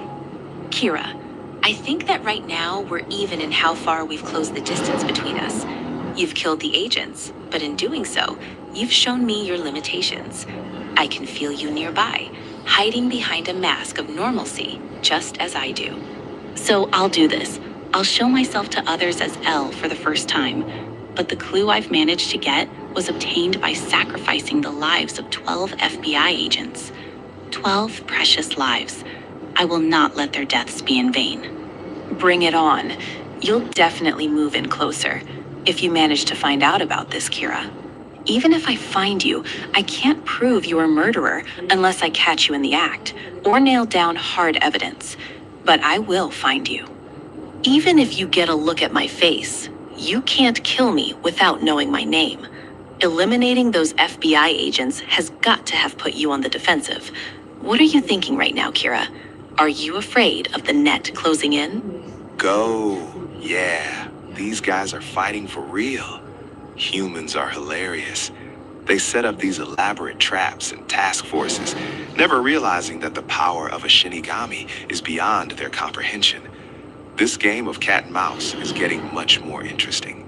So far, I did that on purpose to put pressure on Elle, but now the task force has lost a lot of people. I can't do anything that publicizes my access to secret information anymore. If Elle was deliberately using so few agents because he assumed I'd kill them, Who'd have thought the FBI sent only 12 agents to Japan? Was I being shadowed so early on just because my father's in charge of the investigation? And anyway, even if he suspects me of being Kira, he can't arrest me unless he gets his hands on the notebook. No, I've got to stop thinking like that. Still, I'm pretty sure I didn't leave any evidence. I moved around a lot these past few days. Did I make any mistakes? And what is my next move? Huh? It's over already? The real battle starts now. The task force members arrive at the Imperial Hotel, their faces set in grim determination. They move through the lobby like ghosts, aware that every person they pass could be a threat. They are about to meet the man who holds the key to stopping Kira. I've been awaiting you. Elle is on the other side of this door. This is the moment where the investigation changes forever. We are stepping into the lion's den, and there is no turning back once we see his face. In a luxury hotel suite shrouded in secrecy, the long-awaited meeting finally begins. The man known only as L stands before the small group of dedicated officers who have risked their careers and lives. His appearance is far from what they expected, yet his presence commands the room with an undeniable heavy weight. I am Detective Superintendent Yagami of the MPA. These men beside me are Mogi, Ukita, Aizawa, and Matsuda. We have abandoned our posts and our safety to assist you. We are the only ones left who are willing to face Kira, regardless of the personal cost or the mysterious nature of your methods. Bang. If I were Kira, and if I had the power you suspect, you would all be dead right now. You walked in here and showed me your IDs immediately. That was a reckless move. In this investigation, your name and your face are the only keys a killer needs to end your life. Common sense says you cannot kill someone just by knowing their name and face, but the facts suggest otherwise. Kira is dropping criminals one after another based on information alone. We have no choice but to believe that he possesses a method of execution that requires only visual and nominal identification. We are the only ones left who are willing to risk our lives for this case. Therefore, let us value our lives. From this moment forward, we must be extremely careful about who we tell our names to. One slip of information could lead to our immediate and untraceable deaths at Kira's hand. Please turn off your cell phones, laptops, and any other electronic equipment you may have brought with you. Place them on that table first. We cannot risk the possibility of someone outside monitoring our conversation through an open line or a hacked device. Safety must be our absolute priority in this room. Do you really think Kira could be listening to us right now? It feels like we are being overly cautious, but I suppose that is why you are the world's greatest detective. We will comply with your request, but the tension in this room is becoming almost too much for us to handle. And don't call me L anymore. Please always call me Ryuzaki from now on, for safety's sake. It is a necessary precaution to keep our identities separate from our official roles. Keep this name in your heads and never speak of the name L outside of these secure walls. Now, all of you, please sit down. We have much to discuss and very little time to do it. The tea is ready, and we should attempt to find some comfort before we delve into the dark details of these murders. Let us begin our formal strategy session as a unified team. I just had an idea. If we know that Kira needs to know people's names and faces, then can't we tell the media to omit those from their crime coverage? That could limit the number of victims significantly and force Kira to find other, perhaps more trackable, ways to find his targets. You guessed it. I'm also childish, and I hate losing. That is why I am so invested in this case. Kira is the same way. He is a childish individual who cannot stand to be challenged. We are two sides of the same coin, playing a high-stakes game where only one can survive. Elle recalls the pivotal moment when he used a television broadcast to challenge Kira. By using a death row inmate as a decoy, he confirmed that Kira was located in the Kanto region of Japan. It was a brilliant, albeit ruthless move that provided the first real lead in the investigation. Kira started concentrating on Japanese criminals, and by the time he eliminated the FBI agents, he was concentrating on the Kanto area around Tokyo. He is reacting to my moves, proving that he has access to police information and is watching our every step with a calculated, murderous intent. Kira's mental process is fascinating. He would say, "It is your fault, not mine. Those who shield evildoers from my judgment are evil themselves." He believes he is creating a utopia by holding the world hostage through fear. He thinks he is a god, but he is merely a murderer with a weapon. Fortunately, we have gotten commitments from police in every country, including the US, to provide us with information and forensic expertise. While the world is terrified, the global authorities are uniting to bring this killer down. We are not alone in this fight, despite how it may feel in this room. Kira will start seeing enemies everywhere he goes. As he starts feeling cornered, he'll make some kind of move. The US is outraged over the deaths of the FBI agents, and they have agreed to send a massive task force of 1,500 investigators to Japan for this international manhunt. Ryuzaki, I'll send this idea up to the Director General's office right away. If Kira feels cornered, who knows what kind of move he'll make next. We must be prepared for an escalation in violence or a change in his pattern. We cannot afford to be reactive. We must be proactive. Do you mind if I share my thoughts on this case with you? Kira is one person acting alone.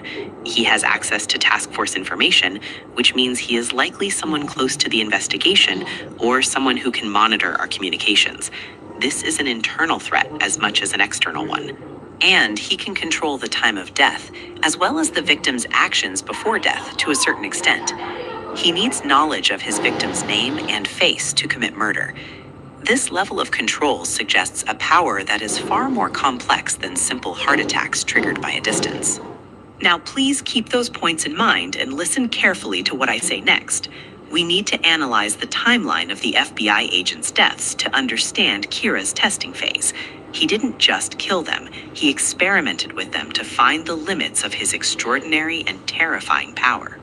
On December 19th, Kira used imprisoned criminals to carry out what are clearly tests of his ability to control victims' actions before they die. He was probing the limits of his influence. By December 27th, using the results of his tests, he succeeded in killing all 12 FBI agents in Japan. He felt threatened and acted to eliminate all the agents in Japan. Within just 5 days of their arrival, Kira became aware of the FBI's presence. This proves that he needed to conceal which agent's file he had seen, implying he had a fairly close contact with at least one of them. From December 19th to December 27th, a total of 23 wanted or suspected criminals in Tokyo died of heart failure. That is just the victims we know about. The large number of victims indicates that he wanted to conceal which ones were the actual targets and which were merely tests. That means to eliminate the FBI agents, Kira needed to kill some people, even if they weren't Class A criminals. He is willing to sacrifice anyone to protect his identity. This shift in behavior is a crucial clue. He is no longer just a vigilante. He is a predator protecting his territory. However, we can be sure that during those 5 days, he was among those being probed by the FBI here in Japan. The 8-day gap between the tests and the FBI murders was to give the agents time to probe others so as to draw suspicion away from himself and his daily life. Kara went to quite a lot of trouble to get the names and photos of all 12 agents. He first needed to get to one of them. If we know which people those 23 heart attack victims and the FBI agents were investigating, we can find Kira. Let's form 2 teams to trace them. By showing your face to us, aren't you admitting that Kira defeated you? Earlier, you said you hate losing, but now you seem to be accepting a tactical defeat. Is this a sign of weakness, or is it another calculated step in your plan to draw the killer into the open? Yes, showing myself and the loss of those FBI agents means I lost this round.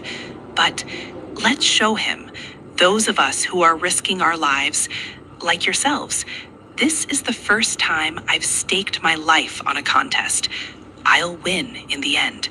The good guys always win. Yeah, let's get him, Ryuzaki. The good guys are going to win this. We are motivated and ready to follow your lead to the very end. We will find that one clue that Kira left behind and bring him to justice for everyone he has killed. No. Maybe I'm being too impatient. If I could just get one more clue, something to clinch it. I am missing one piece of the puzzle that will connect the FBI's investigation to a specific individual. I must remain calm and wait for Kira to make his next inevitable mistake. If I messed up even one time, if I left even one clue to my identity, I'm finished. I must be perfect. Every move must be calculated. Every death a step toward the new world. I cannot allow L to find even a single thread that leads back to me or my family. Light Yagami sits in his room, the weight of his secret life pressing down on him. Beside him, the Shinigami Ryuk watches with amusement. Light knows that the battle of wits has reached a critical stage, and the slightest error could lead to his downfall at the hands of Ryusaki. The memory of Ray Penber and the Shinjuku busjacking haunts the investigation. 4 people died of heart attacks around the station that day, and Ray was among them. This coincidence is too strong to ignore. It is the thread that L has been searching for, hidden in the public records. A mysterious woman approaches the National Police Agency with purpose.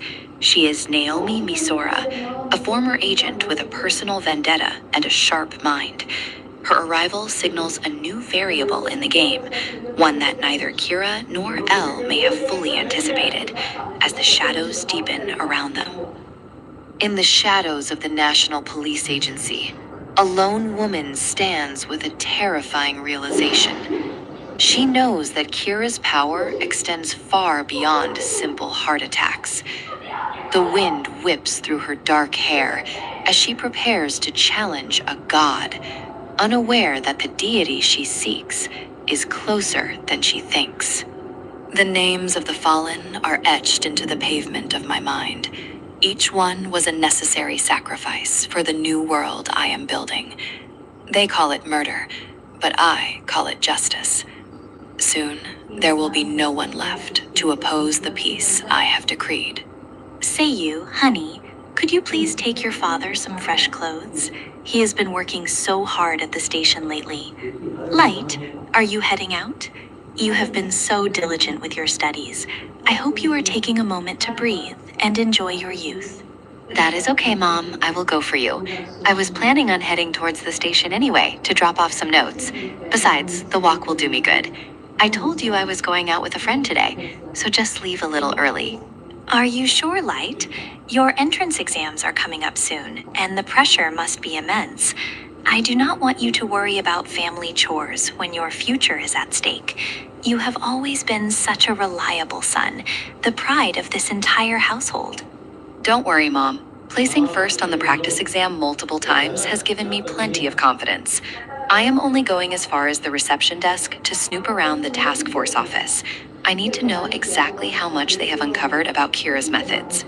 Oh, so you are taking a page out of the Death Note to keep in your pocket, just in case. You are always so prepared, Light. It is almost frightening how you calculate every move like a grand master at a chessboard. This world of yours is never boring. I am off then. Thanks for the lunch, Mom. I will make sure to call Dad on his cell phone first before I enter the building. I do not want to disturb any important meetings he might be having with the other investigators or the chief. The train is late again. This delay is unusual, but it gives me time to think. I have reached the voicemail service for my father. Maybe he is in an important meeting with Elle. I need to be careful. Every step inside that building is a risk. It seems I cannot leave a message. I must go there in person to ensure the information is handled correctly. The National Police Agency is a fortress of secrets, and I am the only one who knows how to navigate its corridors without triggering the alarms. I am sorry, but there is nobody in the Cura Task Force office right now. They are all out on a field assignment.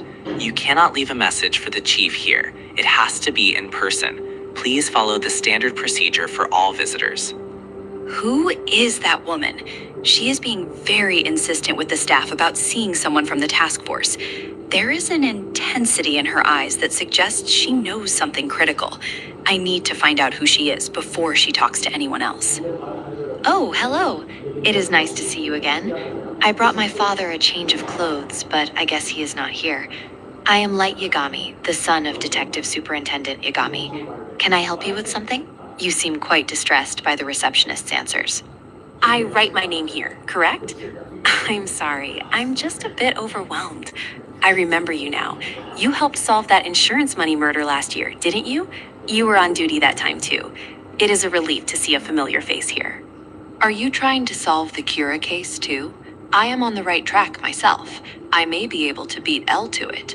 If you have information, you can trust me. We belong to the NPA too, okay? We promise to pass your message to the task force. It is common knowledge that rumors like this get around fast. A lot of people have been quitting the task force since those FBI agent murders. I guess they are really understaffed right now. It makes me wonder if anyone is actually left to listen. That is true, but I am different. I want to help my father. If you would like, I can put you in touch with him. His cell phone seems to be turned off right now, but it would have to be later. Please, tell me what you know. The FBI murders indicate there are problems within the NPA. That is why she wants to speak directly to the task force. She is not taking any chances. Plus, she is a very cautious person. I can see it in the way she holds herself. Anyway, I know I can trust this woman. Her eyes tell me I can. If you can wait, feel free to talk to him then. My father will call me when he hears my voicemail. He will be glad to hear from a witness. Of course, you have to trust my father and me, or this isn't going to work. This kid is good. He is playing her like a violin. I wonder if she realizes she is walking right into the spider's web. I cannot tell you my father's cell phone number, but if you talk to him on my phone, I do not see why not. Is it really okay? I just want to make sure you feel safe sharing such sensitive information in a public place. How lethal could it be? Still, I better find out what it is, just in case. So you got her to take our bait, Light. I wonder what she wants to tell the task force.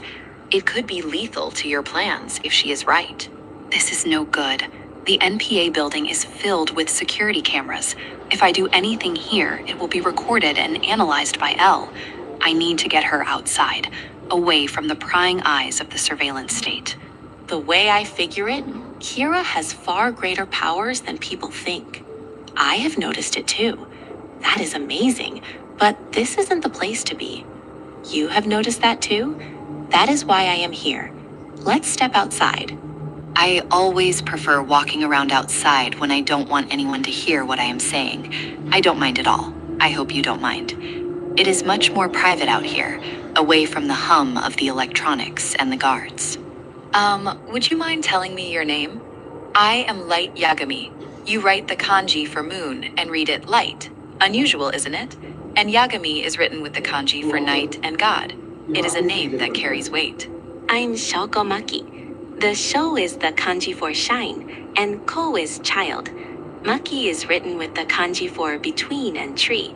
It is a simple name, really. Nothing as grand as yours, but it has served me well enough. I think Kira can do more than just kill people.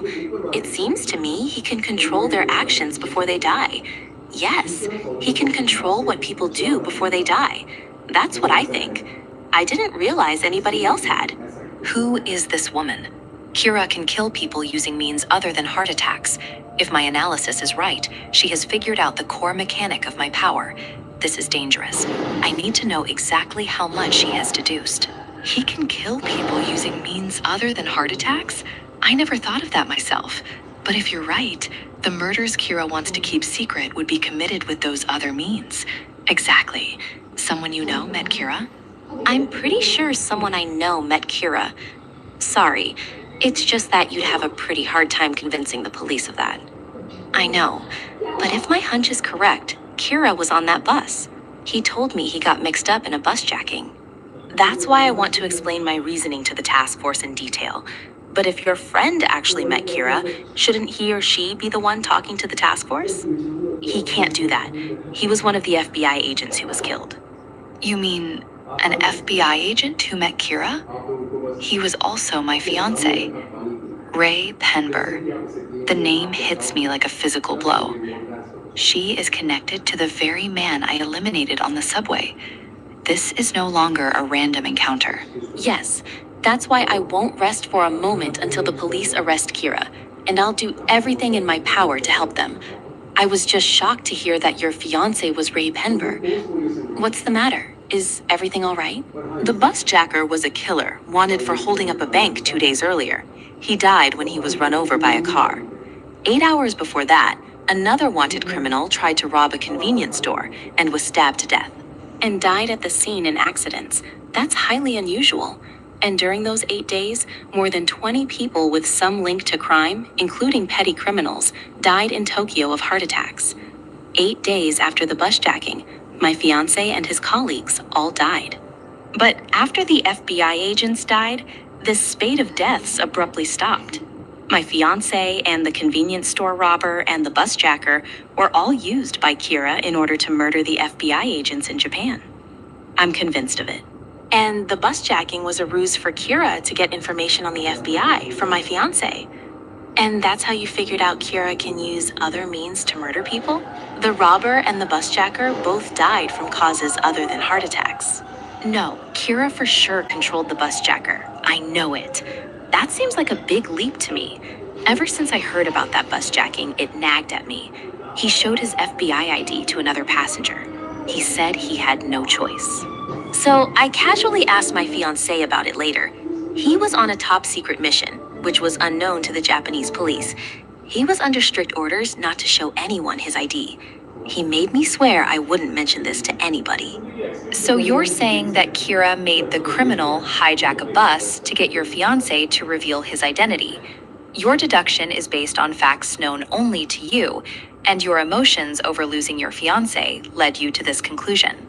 I'm convinced he was the one who tipped Kira off to the presence of the FBI in Japan. That's why your judgment is clouded by personal feelings, and you have no proof. I hope so. I agree it's worth looking into. Still, your testimony will mean a lot to the task force. Right now, they're at a total loss. This could really help their investigation.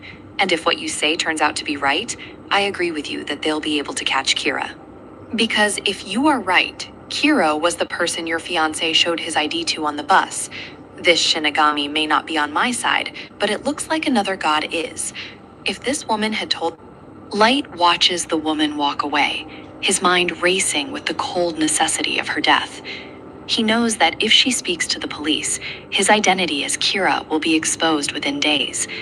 The world depends on his survival, so she must be erased before her truth reaches authorities. Staring at the back of her head, Light calculates the risks involved in this encounter. Every step she takes is a threat to the new world he is building. He cannot afford to be sloppy. His plan hinges on total secrecy and the elimination of any potential witnesses immediately. Light observes the security cameras mounted on the building walls, ensuring he stays out of their direct line of sight. He remembers his previous visit and how he manipulated the footage. Every angle must be considered to maintain his facade as an innocent student helping a confused stranger today. Turning to the woman with a practiced expression of concern, Light asks her what is wrong. He needs to keep her engaged and close while the hidden mechanics of the Death Note begin their work. His voice is calm, masking the predatory intent lurking beneath his helpful exterior right now. Light lies smoothly, telling her that he is starting to believe her theory about Kira. He promises to help her investigate the matter further as soon as possible. This manipulation is designed to lower her guard and prevent her from seeking help from others before she dies tonight. Ryuk floats nearby, a grotesque grin plastered across his face as he watches Light's theatrical performance. The Shinigami finds the human's cunning and deceit to be the ultimate source of entertainment. He knows the secret that Light has yet to discover, and the anticipation is absolutely thrilling for him. Light makes a mental note of the current date and time, December 20th. He envisions the words he will write to seal her fate, ensuring her death looks like a tragic accident. The meticulous nature of his planning is what separates him from common criminals and messy killers. The script in the Death Note is clear. Shoko Maki will commit suicide. Light has detailed the exact time and method to ensure her body is never found. He believes this will prevent any connection back to him, keeping the investigation into Kira at a complete standstill forever. Ryuk laughs at the irony of the situation, his deep cackling echoing in the cold air. He finds it funny that Light thinks he has everything under control. The Shinigami's presence is a constant reminder of the supernatural stakes and the dark power Light now wields in this world. Thank you for your trust, and I offer my continued support. Internally, Light begins the final 10-second countdown. He watches her face for any sign of the heart attack or the onset of the suicidal impulse he programmed. The tension is palpable as he prepares to witness the results of his calculated and divine judgment on this woman. As the final second passes, a dark smirk flashes across Light's face for a brief moment. He tells her internally to go meet her maker, confident that his victory is absolute. He believes that with this death, the greatest threat to his safety will finally be eliminated tonight. Light's eyes widen in shock as the woman continues to stand and talk, showing no signs of distress. He checks his watch frantically, confirming that the time he wrote has already passed. Panic begins to seep through his composure as his perfect plan starts to crumble in public. He questions why she hasn't taken off or collapsed. The details were specific, and the death note has never failed him before. He wonders if there is a flaw in the rules he hasn't discovered, or if something else is interfering with the notebook's lethal power right now. Light's internal monologue becomes frantic as he tries to understand why the suicide didn't happen. He considers every variable, wondering if he made a mistake in the writing or the timing. The uncertainty is a foreign and terrifying sensation for someone who considers himself a true god. Ryuk's laughter becomes even louder, mocking Light's visible confusion and growing desperation. The Shinigami enjoys seeing the human's arrogance shattered by an unforeseen obstacle. This unexpected turn of events is exactly the kind of chaos that makes the human world so interesting to him during his stay. The realization hits Light like a physical blow. The name she gave him, Shokomaki, was an alias. He understands now that she was being incredibly cautious from the very beginning. She never trusted him, and his attempt to kill her has completely and utterly failed this time. Light curses his own oversight, realizing that she is a far more dangerous opponent than he initially thought. Her use of a fake name means she is experienced in investigative work. He must find her real identity immediately, or risk her reaching the police with her dangerous information. Light tries to steer the conversation back to her personal details, hoping to catch her in another lie or find a clue. He asks her why she's leaving so soon, trying to mask his desperation with a facade of genuine interest and concern for her safety on these streets. Just as he tries to press her for more information, his cell phone begins to ring, breaking the tension of the moment. He sees that it's his father calling, and the interruption couldn't have come at a worse time. He is forced to answer or look highly suspicious. Light decides to let her go, realizing that continuing to follow her or asking too many questions will make him look guilty. He watches her walk real name before it is her purse or forcing her to show her identification, but dismisses the idea as too risky. He needs a more subtle approach to get her name. He cannot afford any witnesses to an altercation, especially not near the local police headquarters. Ryuk floats beside him, offering the deal for the Shinigami eyes once again. He tells Light that with the eyes, he could see her real name instantly. It's a tempting offer, but the cost of half his remaining lifespan is a price Light is hesitant to pay today. Light tells Ryuk to shut up and leave him alone. He is determined to win this game of wits, using his own intelligence rather than sacrificing his life. He believes he can find another way to outmaneuver this woman and protect his secret identity from the world's investigators. In a secure hotel room, L speaks to the gathered members of the task force. He apologizes for his recent behavior, explaining that the interrogation was a necessary test of their loyalty and character. He needs to know exactly who he can trust in this fight against Kira. L's phone rings, and he informs the group that his assistant, Watari, has arrived at the hotel. He tells the team to turn off their phones to ensure total security. The investigation is entering a new, more secretive phase, and precautions are being increased to protect everyone involved. The door opens, and a man dressed in a heavy coat and hat enters the room, carrying a large suitcase. The task force members are surprised by his appearance, but L remains calm. This man is the key to their logistical support and their safety against Kira's lethal reach. Watari opens the suitcase to reveal several sets of high-quality fake identification cards. He offers them to the team, explaining that they must use these aliases from now on. This is a direct countermeasure to Kira's ability to kill people using only their names and their faces. Al explains that Kira needs a face and a name to commit murder. By using these fake IDs, the task force members can work in the field without the immediate fear of being targeted. It is a vital step in closing the gap between them and the mysterious killer. Back on the street, Light watches the woman disappear into the crowd. He calculates that she will reach the National Police Agency building in approximately 5 minutes. He is running out of time to stop her, and the pressure of the countdown is becoming almost unbearable for him. The atmosphere thickens as the battle of wits enters a lethal new phase. A shadow falls over the city, where secrets are the only currency of survival. Within this darkness, a predator and his prey walk side by side, each hiding their true nature behind a mask of civility. Please listen carefully. From this moment forward, you must use these fake identities for all communications. Your safety is paramount, and the NPA cannot be trusted entirely. If you accidentally reveal your real names to the public, it will cause irreparable harm to the integrity of this operation. It is essential that you do not pull these IDs out by mistake while inside the NPA headquarters. We are dealing with a killer who only needs a name and a face.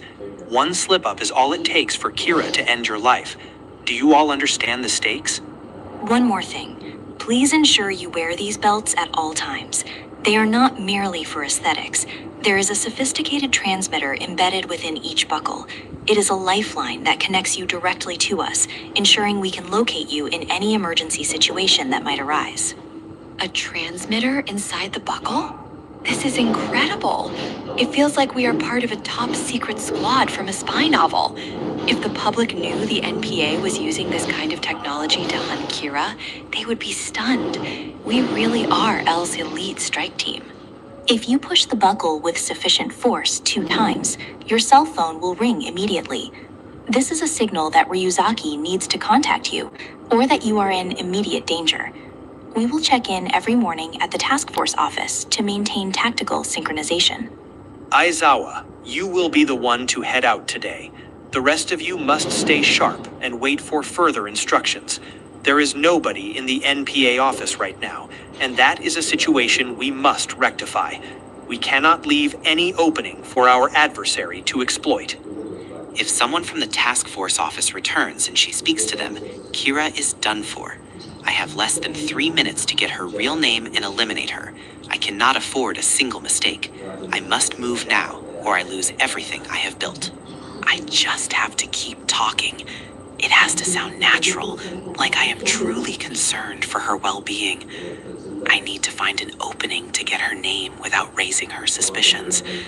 If she feels even a hint of doubt, she will vanish into the crowd forever. Didn't you think it was strange that nobody was in the task force office? If detectives on this case go around meeting anyone who comes to the office, the tragedy that befell my fiancé could be repeated. The investigation needs to keep its members a secret for their safety. You are right. That is exactly why you were told that nobody was there. The Kira Investigation Task Force is using a new system to protect its members. It doesn't matter how many times you go, they will always tell you the same thing to ensure security. That's good, Light. You are a smooth talker. I'm trying to figure out how you'll make her tell you her name, but you're doing a favor for me by keeping this interesting. How do you know so much about this investigation, kid? Well, I suppose I have no choice but to tell you. I am actually a member of the task force myself. This investigation is being led by Elle, and I have been helping the NPA solve cases for quite some time. It is a secret, but you deserve the truth. What? You, a member of the task force? You still look like you were in high school. How could someone so young be part of such a dangerous and high-level investigation? I thought the task force was made up of highly qualified, veteran officers from the NPA. It is true I am in high school, but I helped the NPA solve 2 other cases in the past. Elle was concerned he didn't have enough people he could trust, so he agreed to let me join on a flexible basis. We are a small team of trusted individuals. All of us have been handpicked by Elle himself. By talking to me, you have spoken to a member of the task force, and that is as good as speaking directly to Elle. If this means my insights will be passed on to him, that is all I care about. I worked with Elle myself 2 years ago on a case in the United States. He was just a voice through a computer, but I know from that experience that I can trust him 100%. He really can solve any crime, including the murder of my fiancé. Yes, I was an FBI agent until just 3 months ago. I decided to trust the police and even the task force after what happened. I thought if I went to the office and had them verify my identity, they would let me speak to Elle directly about my findings. You were an FBI agent? Well, that explains it. No wonder your actions and your determination to catch Kira were so professional. I was really impressed by your sharp analysis and your prudence. It is clear that Elle has my complete and total trust. But then, why did you tell me what you should have been for Elle's ears only? I was upset they wouldn't let me through to the task force, and then someone saying he's the son of the chief shows up. You reminded me of Elle. I feel you are similar. Would you like to join the investigation? If you do that, you can work directly with Elle. Not just that, you can personally bring Kira to justice. Why don't you join the task force? You are exactly the type of person we need on our side. I got to join the task force on my father's recommendation because I helped solve a couple of cases before.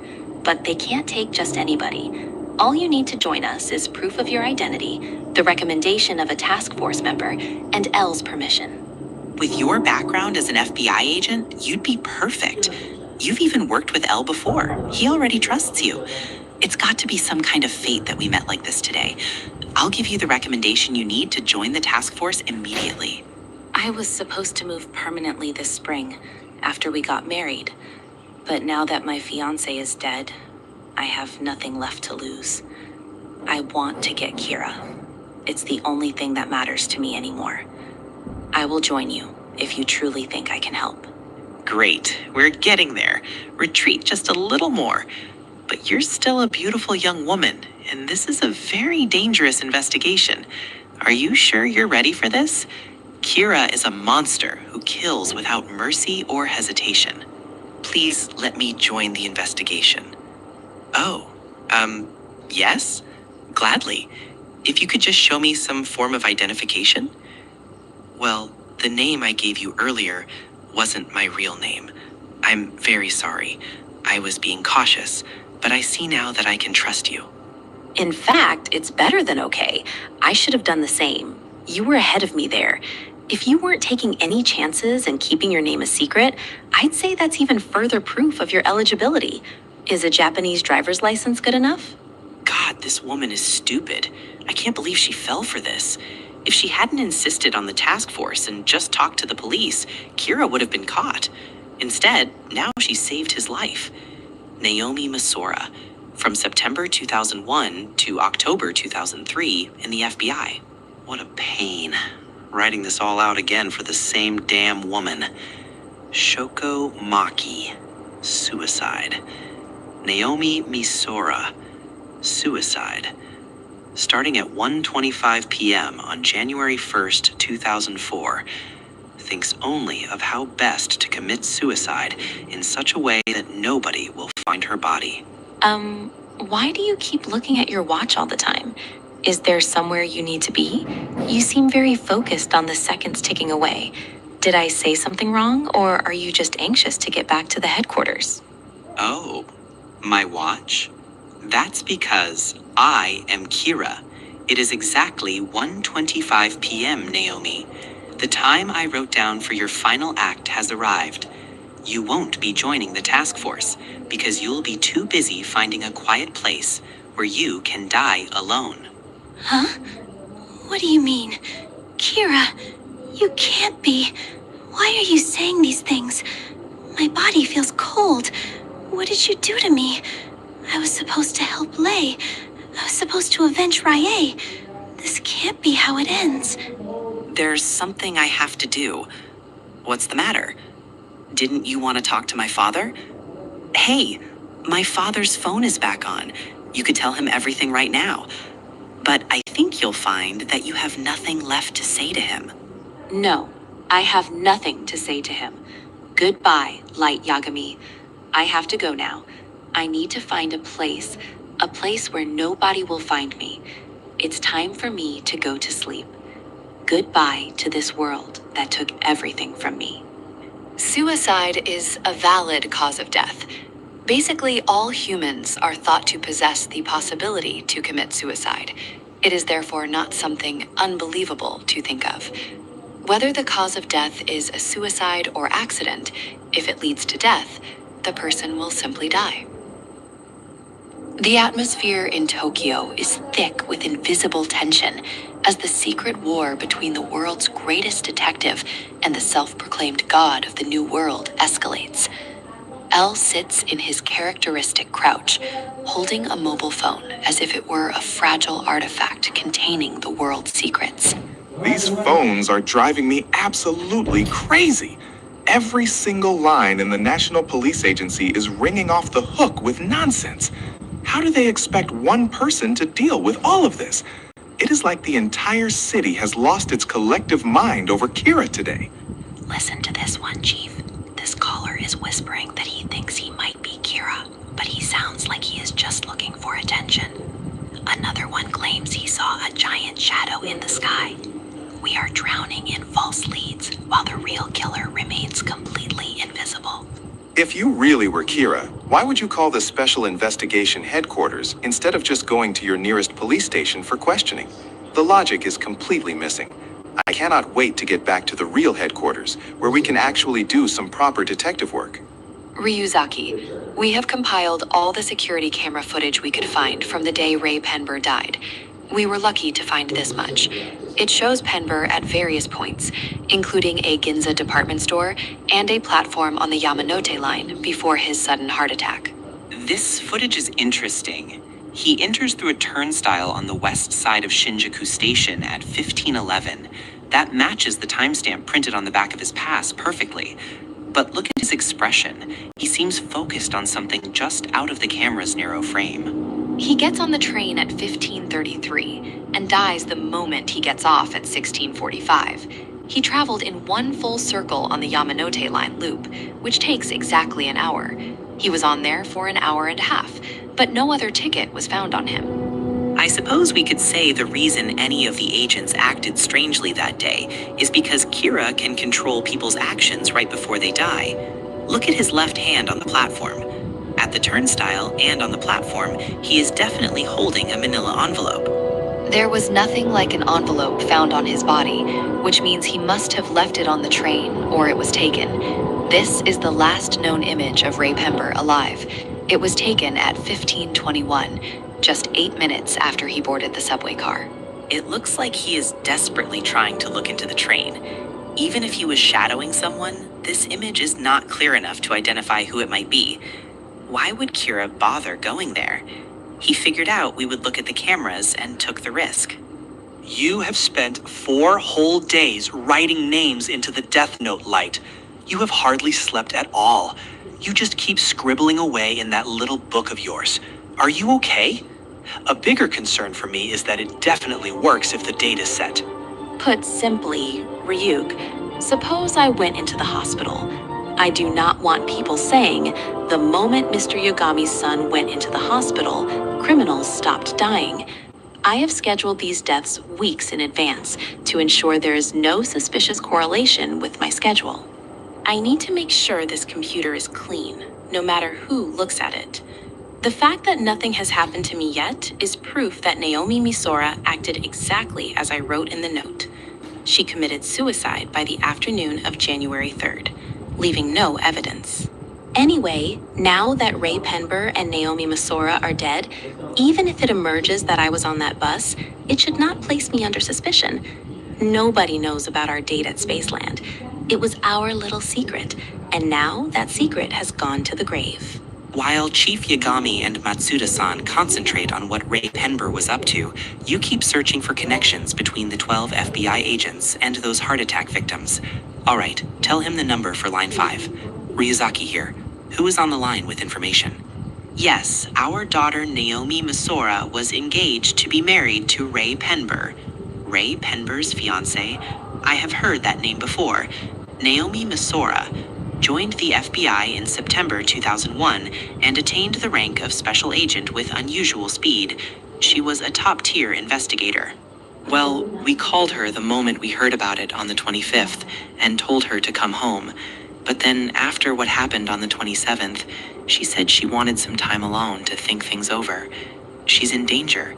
We tried calling again, but her phone is switched off. And the day after Penber died, she went missing? No. Naomi Misora knew she had great inner strength and was an excellent FBI agent. In which case, did Kira get to her first? She might have known something. She was linked to the Penber investigation directly. Then there's his unusual behavior on the Yamanote line. So the one who wanted the file could have been Penber. That's very significant. We are narrowing our investigation down to those Ray Penber was probing before December 14th, when Kira started conducting tests on prisoners. We will place secret cameras and listening devices. Ryuzaki, that is going too far. This is Japan. That is totally illegal. If that caught out, there would be a huge scandal and we would all be fired. So you won't risk your jobs. I thought you were risking lives. Let's see, who were the 2 NPA personnel that Penber was probing before December 14th? Deputy Director General Kitamura and his family, and Detective Superintendent Yagami and his family. I would like to place bugs and hidden cameras in those 2 specific homes immediately. The psychological battle between Elle and Kira enters a dangerous new phase as the investigation moves behind closed doors. Every movement is scrutinized, and every silence is weighed, as the world's greatest detective prepares to invade the private sanctuary of those he is supposed to trust the most. I would like to place high-tech bugs and hidden cameras in the homes of Deputy Director General Kitamura and Detective Superintendent Yagami immediately. We must eliminate the possibility that the leak is coming from within the leadership families if we ever hope to catch Kira in this lifetime. You are suggesting that we violate the privacy of our own families with any hard evidence. If this information gets out, it will dismantle the entire task force and destroy the trust we have built. It is a massive risk that could end our careers in an instant. But Ryuzaki, in Japan, that is an illegal violation of basic human rights for those involved.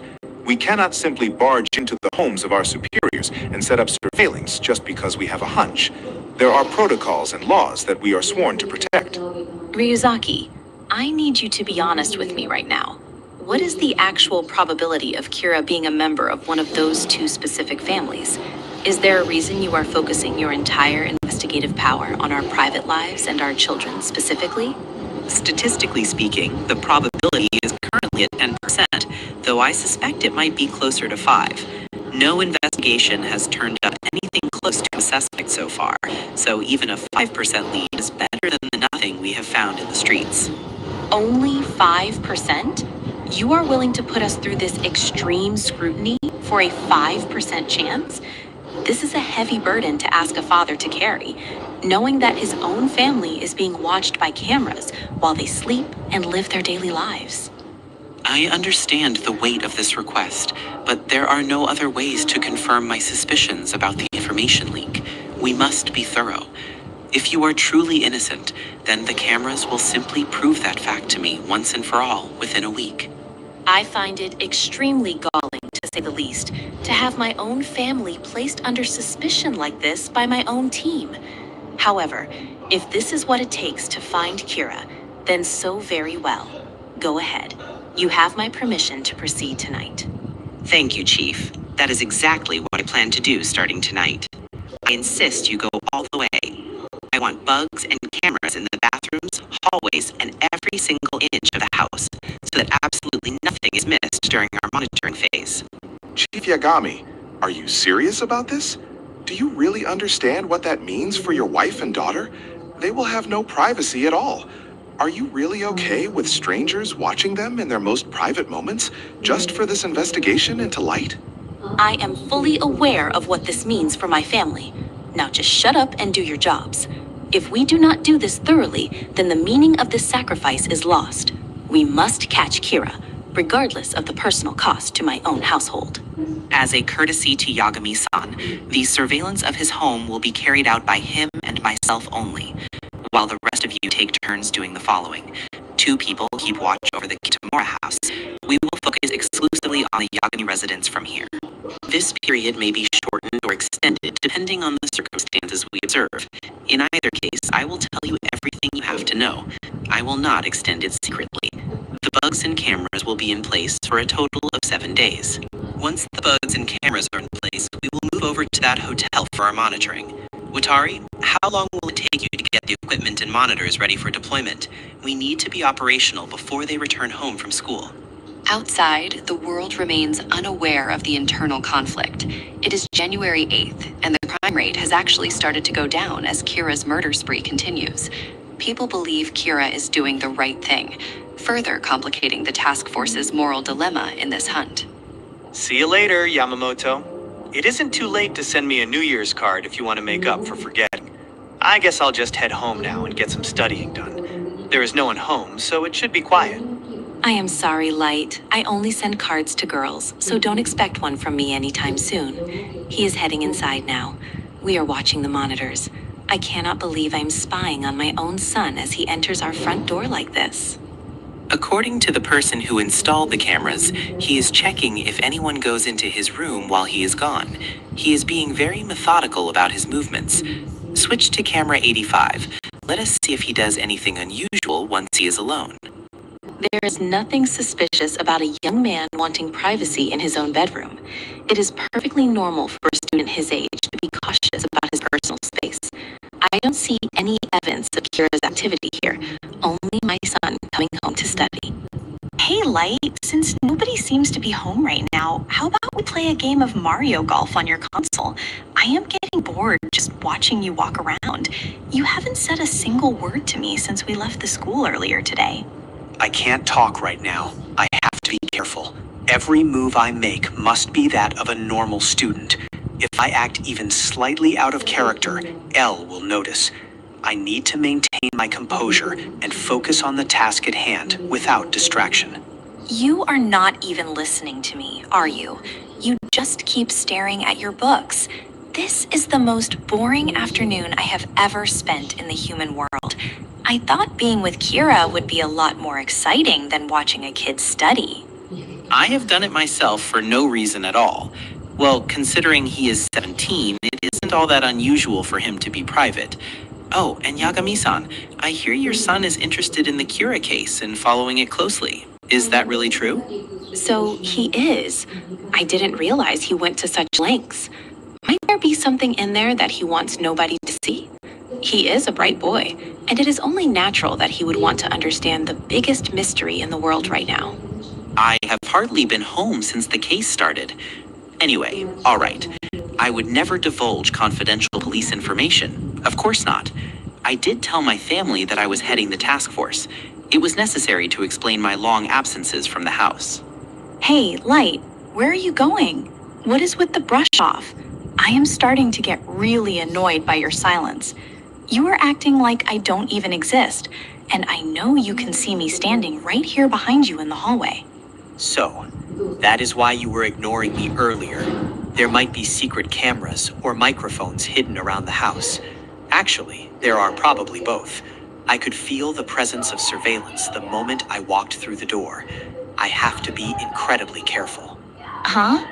But wait, that slip of paper in your door was still there when we walked in. If someone had entered the room to plant cameras, they would have disturbed the trap you set. How could they have gotten in without you noticing the paper moved? What I really check is the door handle. That paper is a red herring to make people think I am checking if anyone entered my room. That handle's designed so that when you close the door, it returns by itself to the horizontal position. That is as high as it goes. So before I enter the room, I always lift the handle first before lowering it to open the door. If it doesn't go up, that means someone might have entered. Yeah, on top of the upper hinge, I also have a piece of mechanical pencil lead in place. But today, usually I remove it before going in. After I close the door, I set it so it hardly shows from the outside.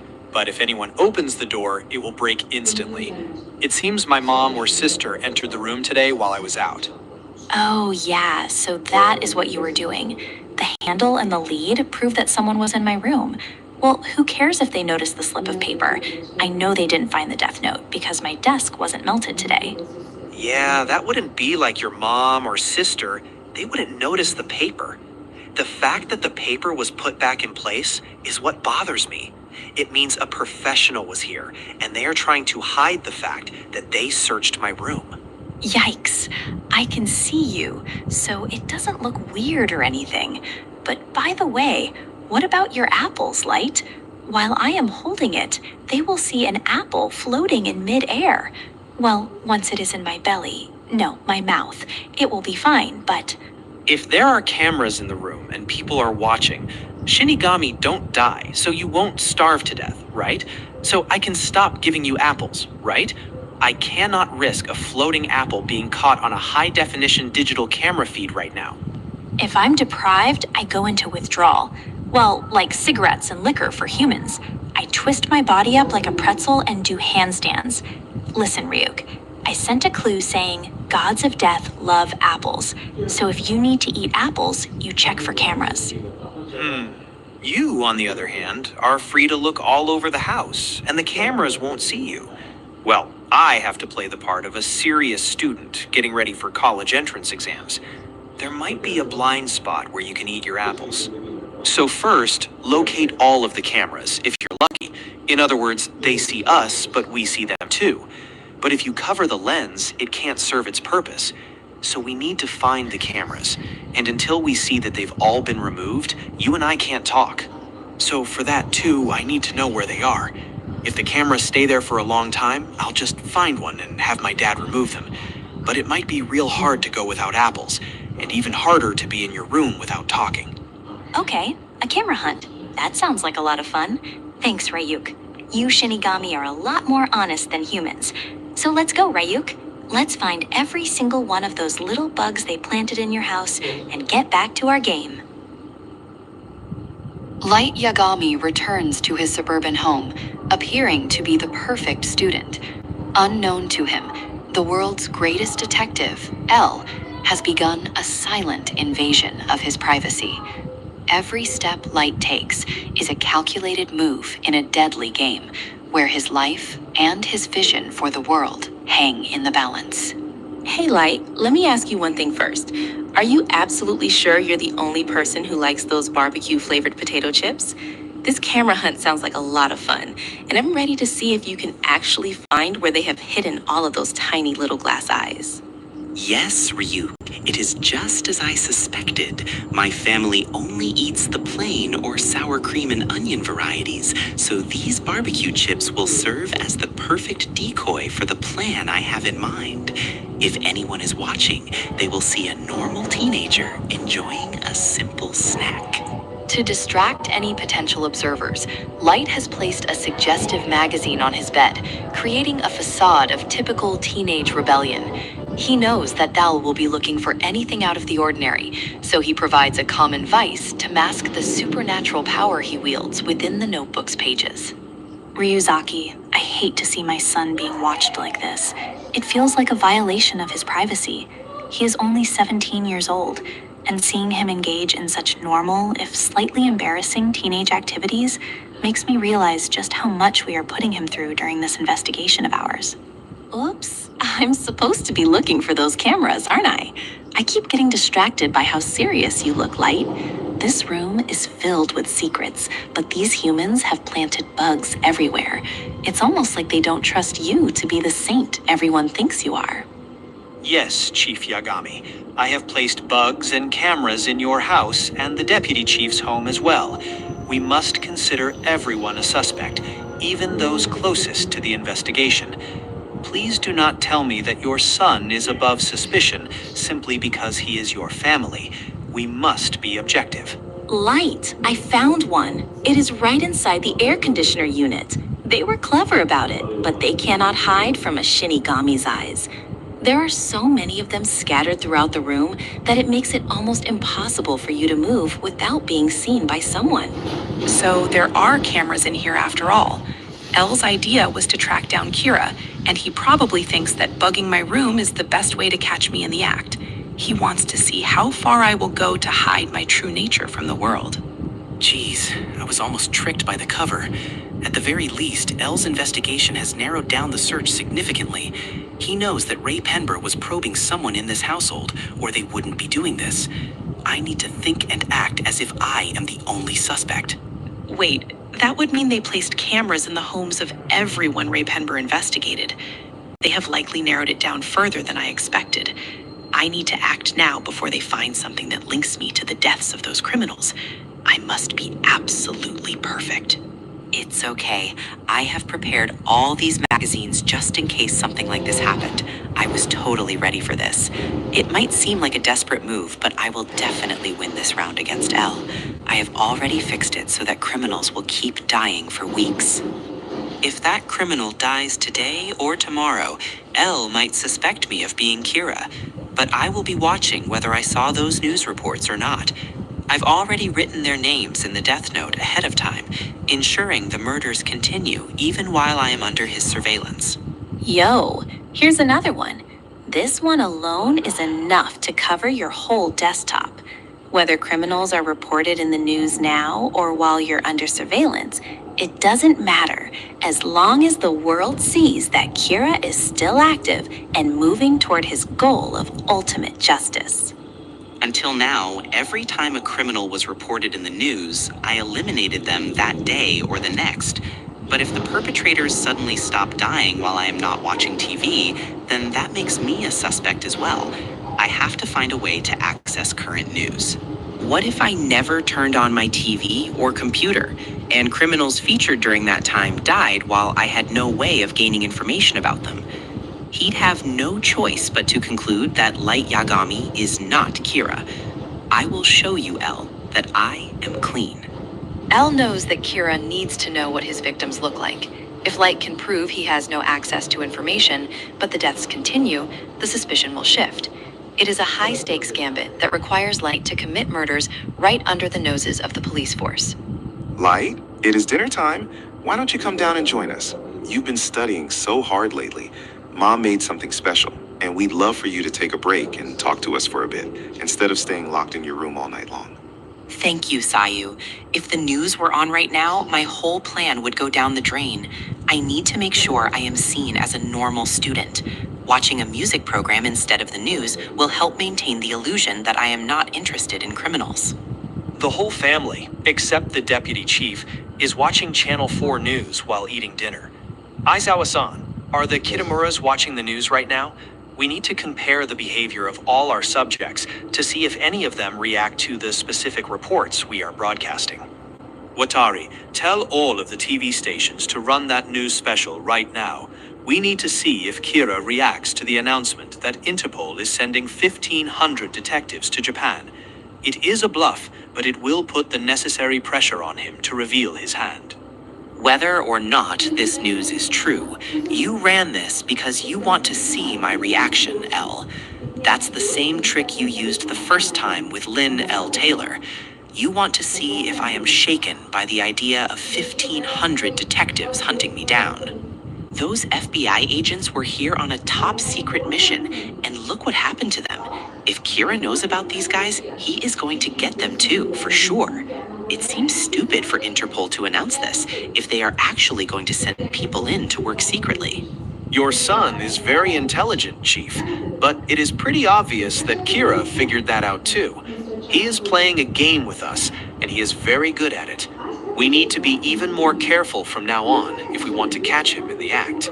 No way. Light, you're eating potato chips right after dinner? You're gonna get fat, you know. I didn't know a Shinigami could get this worn out just watching you act like a normal kid. I thought you were going to do something more exciting with those chips. Whew, I think I found all the cameras. Okay, let's get started. Oh yeah, that's right. I have to tell you where they are and which way they're pointing. It's pretty complicated, so listen real hard. I don't want to go through this more than once, okay? There are 64 cameras in total, hidden within the small confines of Light's bedroom. Elle has spared no expense to ensure that every angle is covered. To any normal person, this would be an inescapable prison of surveillance. But to Light, it is just another puzzle to solve. I knew it was Elle. He had no qualms about putting that death row inmate on TV when he first challenged me. From the number of cameras and how they're placed, I'd say he expects to nail me pretty fast. He thinks he can catch me writing a name. While using the death note to kill criminals who are on the news right now, I will appear to be a model student preparing for his entrance exams. This won't show on any of the cameras above or to the side. My back will block the view of everything. Keep solving equations with my right hand while I pull out a potato chip each time and eat it. Write out one letter of the guy's name with my left hand inside the bag. I've hidden a mini LCD TV inside the chip bag to see the news. I've written 3 names inside the bag. At least one of them ought to hit the jackpot, which means a criminal I could know nothing about will die of a heart attack in 40 seconds. I have successfully killed right in front of L's eyes without him knowing.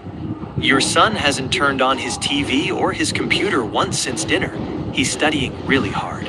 Well, his entrance exams are in less than 10 days, so that makes sense. It seems he is exactly what he appears to be, a dedicated, brilliant student. Deputy Chief Kitamura's wife and eldest daughter watched those news reports, but Light did not. His son started studying at 7:30 and has been doing nothing else all night. It is almost funny how clean the Yagami family's behavior is today. It's almost too perfect. Okay, just a few more to go. I need to finish this study session and dispose of the evidence before morning. L is watching, but he is seeing exactly what I want him to see. The perfect student, the perfect son, and the perfect alibi for Kira. Light, are you awake? It's garbage day, so bring any trash you have downstairs. Don't be silly. You're the one who's always saying you don't need to be reminded, but you always forget. Just get it done so we can get on with our day. Are you absolutely positive we aren't being followed anymore, Ryuk? I need to be certain that the surveillance has truly ended before I make my next move. The stakes are too high for even a single mistake, and I cannot afford to have L's eyes on me while I work. Yeah, you definitely aren't being followed. I flew around above you a whole bunch of times, up to a radius of 100 yards, and didn't see a single soul tracking your path. You're just being paranoid because you want another one of those juicy red apples, aren't you? All right, Ryuk, I believe you. I'll buy you an apple since you've been helpful today. It's essential that we maintain our bond, as your ability to see what I cannot is my greatest advantage in this game. Just stay quiet while we are out in public for now. Yay! Finally a real treat. You know, humans are so interesting when they're under pressure. You go around treating a Shinigami like a pet just to make sure you're safe. First, you make me find all those cameras, and now I have to check for tails every single day. Make sure you eat the core too, Ryuk. We can't leave any evidence behind that could be considered suspicious. While the cameras in the house are gone, I still have some finishing touches to add to my plan to ensure L remains completely off my trail for good. Hey, in the end, I really am going to write your name into my death note and kill you. Are you really in a position to laugh like that? You're playing a dangerous game with your lifeline, and I'm just here to watch the show unfold to the end. Even if Kira can set the time of death, I don't think he could set it for a time before he sees the news report. That purse snatcher and that embezzler died 2 days ago. They died before my family even knew about them. We should clear them as suspects immediately. Oh, your son is back home. I have been studying the tapes we got from the bugs and cameras over the past 5 days numerous times. My conclusion is that no suspicious activity was observed in either the Kitamura or Yagami families during the entire surveillance period we conducted. Back to ignoring me and pretending to study, I see. You're so focused on this laptop that you've forgotten I'm even in the room. I suppose this is how you plan to stay ahead of the police, by acting like the perfect, diligent student everyone expects you to be. I only managed to kill a purse snatcher and an embezzler, 2 really minor criminals compared to my earlier victims. When I used the miniature TV 2 days ago, I couldn't read all the small writing, and I didn't turn on the sound because there might be bugs in the room. If they're minor criminals, and this happens only when I'm not getting any news, that could give him grounds to suspect me. Even if criminals die who were on the news while I wasn't online or watching TV, the pattern of their deaths might still link back to my schedule. Then people who committed minor crimes will have died both when I was watching and when I wasn't watching, so it won't attract special attention from L. If I kill minor criminals who are shown when I am watching the news, it creates a diversion from my actual habits. Now I already know where all the cameras are, so I'll just be real open about watching TV. And when I'm outside, I'll remember the names and faces of other criminals in the news, major or minor. I'll write them into the Death Note page I hid inside my wallet. There, I'm covered. Let L spy on me all he wants. Giving them various times of death is easy once I have the names and faces memorized. He will never find the scraps of the note I have concealed, and my justice will continue to be served without interruption.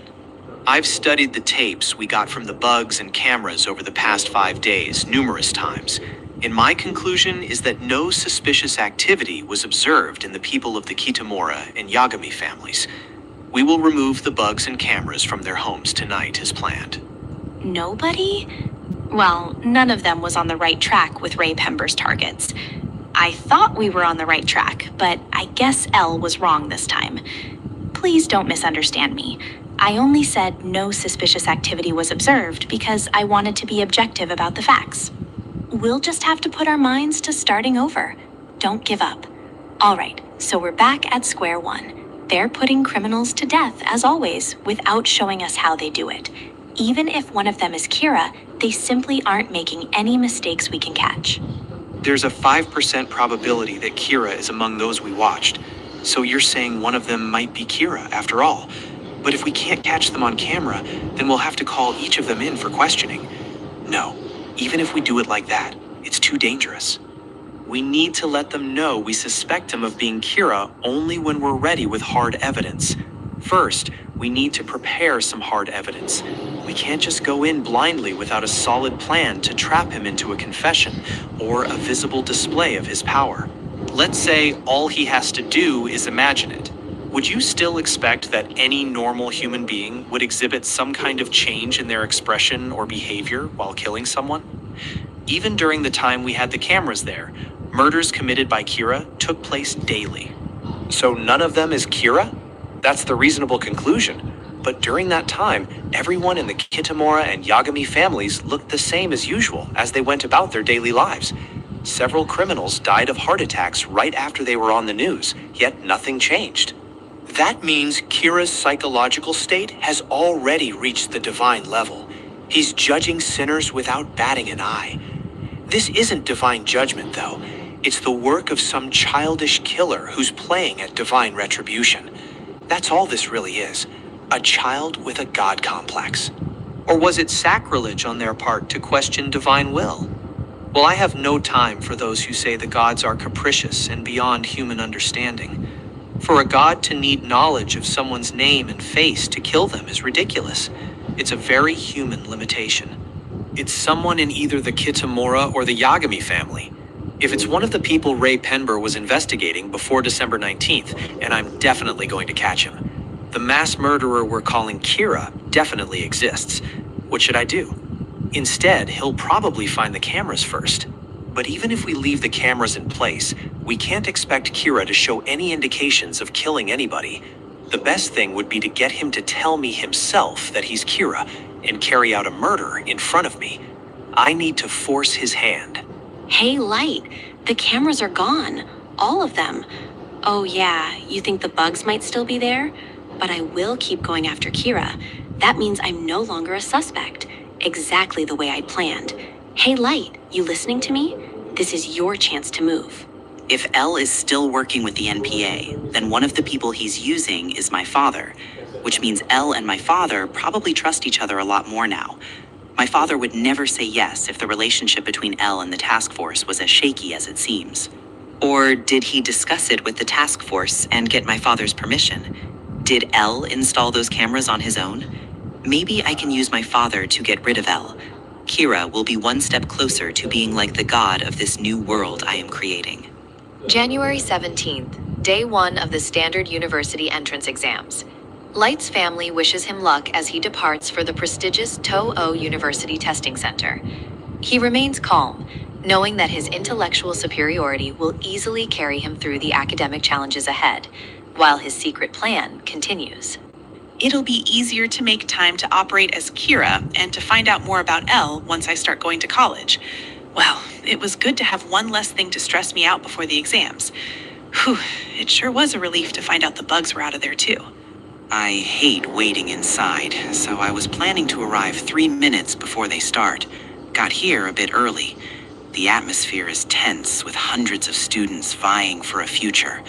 I must maintain my focus and not let any distractions interfere with my performance today. Ensure all your materials are correctly labeled and that you follow all instructions printed on the exam booklet. Any form of cheating will result in immediate disqualification. You have the allotted time to complete this section. Begin now and work diligently until finished. You, there, number 162, sit properly. This is a formal examination environment, and we expect all candidates to maintain a standard posture. Please adjust your seating and focus on your paper. Any further disruption will be noted by the examiners on duty. Thank you. I feel someone watching me. It's not a normal gaze. It's intense and calculating. I can sense a presence right behind me that doesn't belong in this hall of students. I need to remain calm and continue my exam without showing any signs of agitation or suspicion. I have been watching you, Light Yagami. In this quiet hall, beneath the scratch of pencils on paper, our true battle begins. You are as composed as I expected, but I will not let you slip away. Every movement you make is being recorded in my mind right now. The year is 2004 at the prestigious Toho University entrance ceremony. Beneath the cherry blossoms, a sea of ambitious students gathers, unaware that two of the most dangerous minds in the world are about to cross paths in a game of life and death that will change history forever. So you're a college student now, Light. Gosh, I'm just so incredibly proud of you. Seeing you standing here among all these elite students really brings a tear to my eye. You've managed to maintain your top grades while cleansing the world of evil. Truly impressive work, kid. Being at the top is exactly where I belong. This university is just another step in my plan to create a perfect world. I have to remain composed and perfect in every aspect of my life so that no one can ever suspect the true identity of the new god. The ceremony begins inside the massive auditorium as the master of ceremonies steps to the podium. The atmosphere is thick with expectation. 2 students have achieved a perfect score on the entrance exams, a feat nearly unheard of in the long history of this academic institution's rigorous testing. Wow, Light, look at that. They're calling for the freshman representatives. It seems you aren't the only genius in this room today. There's another guy who got a perfect score too. This is getting interesting. I wonder what kind of person could possibly match your intellect so perfectly. Oh, yeah, wow. It's nothing like that Hideki Ryuga guy for sure. I heard he's a famous pop idol or something. Did the MC really say Hideki Ryuga? Like the actual pop idol? Why would someone that famous be taking the entrance exam for Toho University right now? I'd heard there would be someone else giving the freshman address with me, but I didn't expect it to be him. That's the guy who always sat in that weird way right behind me every single day of the standard exams. He really stood out like a sore thumb back then. He looks completely out of place in this professional environment. His posture is terrible, and his clothes are far too casual for a ceremony of this importance. And yet, he achieved the same perfect score as I did. I must be careful. There is something unsettling about his presence. Wait, does that mean people like that actually exist? I heard those two both scored a 100% in every single subject on the exam. That's impossible. Even for Toho standards, having 2 perfect scores in the same year is a statistical anomaly that shouldn't happen in reality. Yeah, but even if their total was the same, don't they usually weigh different subjects to decide? What's wrong with you, Kyoko? The guy on the left is way better looking. He looks like your typical elite private school type. The guy on the right is just, well, he's pretty weird. On the stage, the contrast is stark. On the left stands Light Yagami, the embodiment of the perfect student, pampered, brilliant, and elegant. On the right stands the stranger known as Hideki Ryuga, looking wild, bizarre, and entirely disinterested in the prestige of the moment unfolding before them. I noticed when he was going up there, the guy isn't even wearing socks. You'd think someone coming to the Toho entrance ceremony would at least dress properly. If he was stupid, he wouldn't get in with a perfect score. But maybe he's some kind of crazy genius type. You're the son of Detective Superintendent Soichiro Yagami of the NPA. Your respect for your father is matched only by your deep sense of justice. It is an honor to meet you, Yagami-kun. I have been looking forward to this interaction for quite some time now. You aim to reach a leadership position in the NPA yourself, and have in the past provided insights that have led to the solution of several cases. So if you will swear to me that you will not tell anybody, I shall place my faith in your abilities. I won't tell anybody. What is it? Why is he telling me something of vital importance regarding the Kira case? What's with this guy all of a sudden? Should I just ignore him? Or is there a reason he is approaching me with such strange, focused intensity right now? I am L. I thought this guy was strange, but is he seriously insane? That couldn't be. What is this guy saying? Would L ever come out and say he's L? No, that's impossible. He would never reveal himself so openly to a potential suspect like this. Anyway, right now I need to behave naturally. If he really is L, he'll be watching my every move. Damn, I can't lose my cool.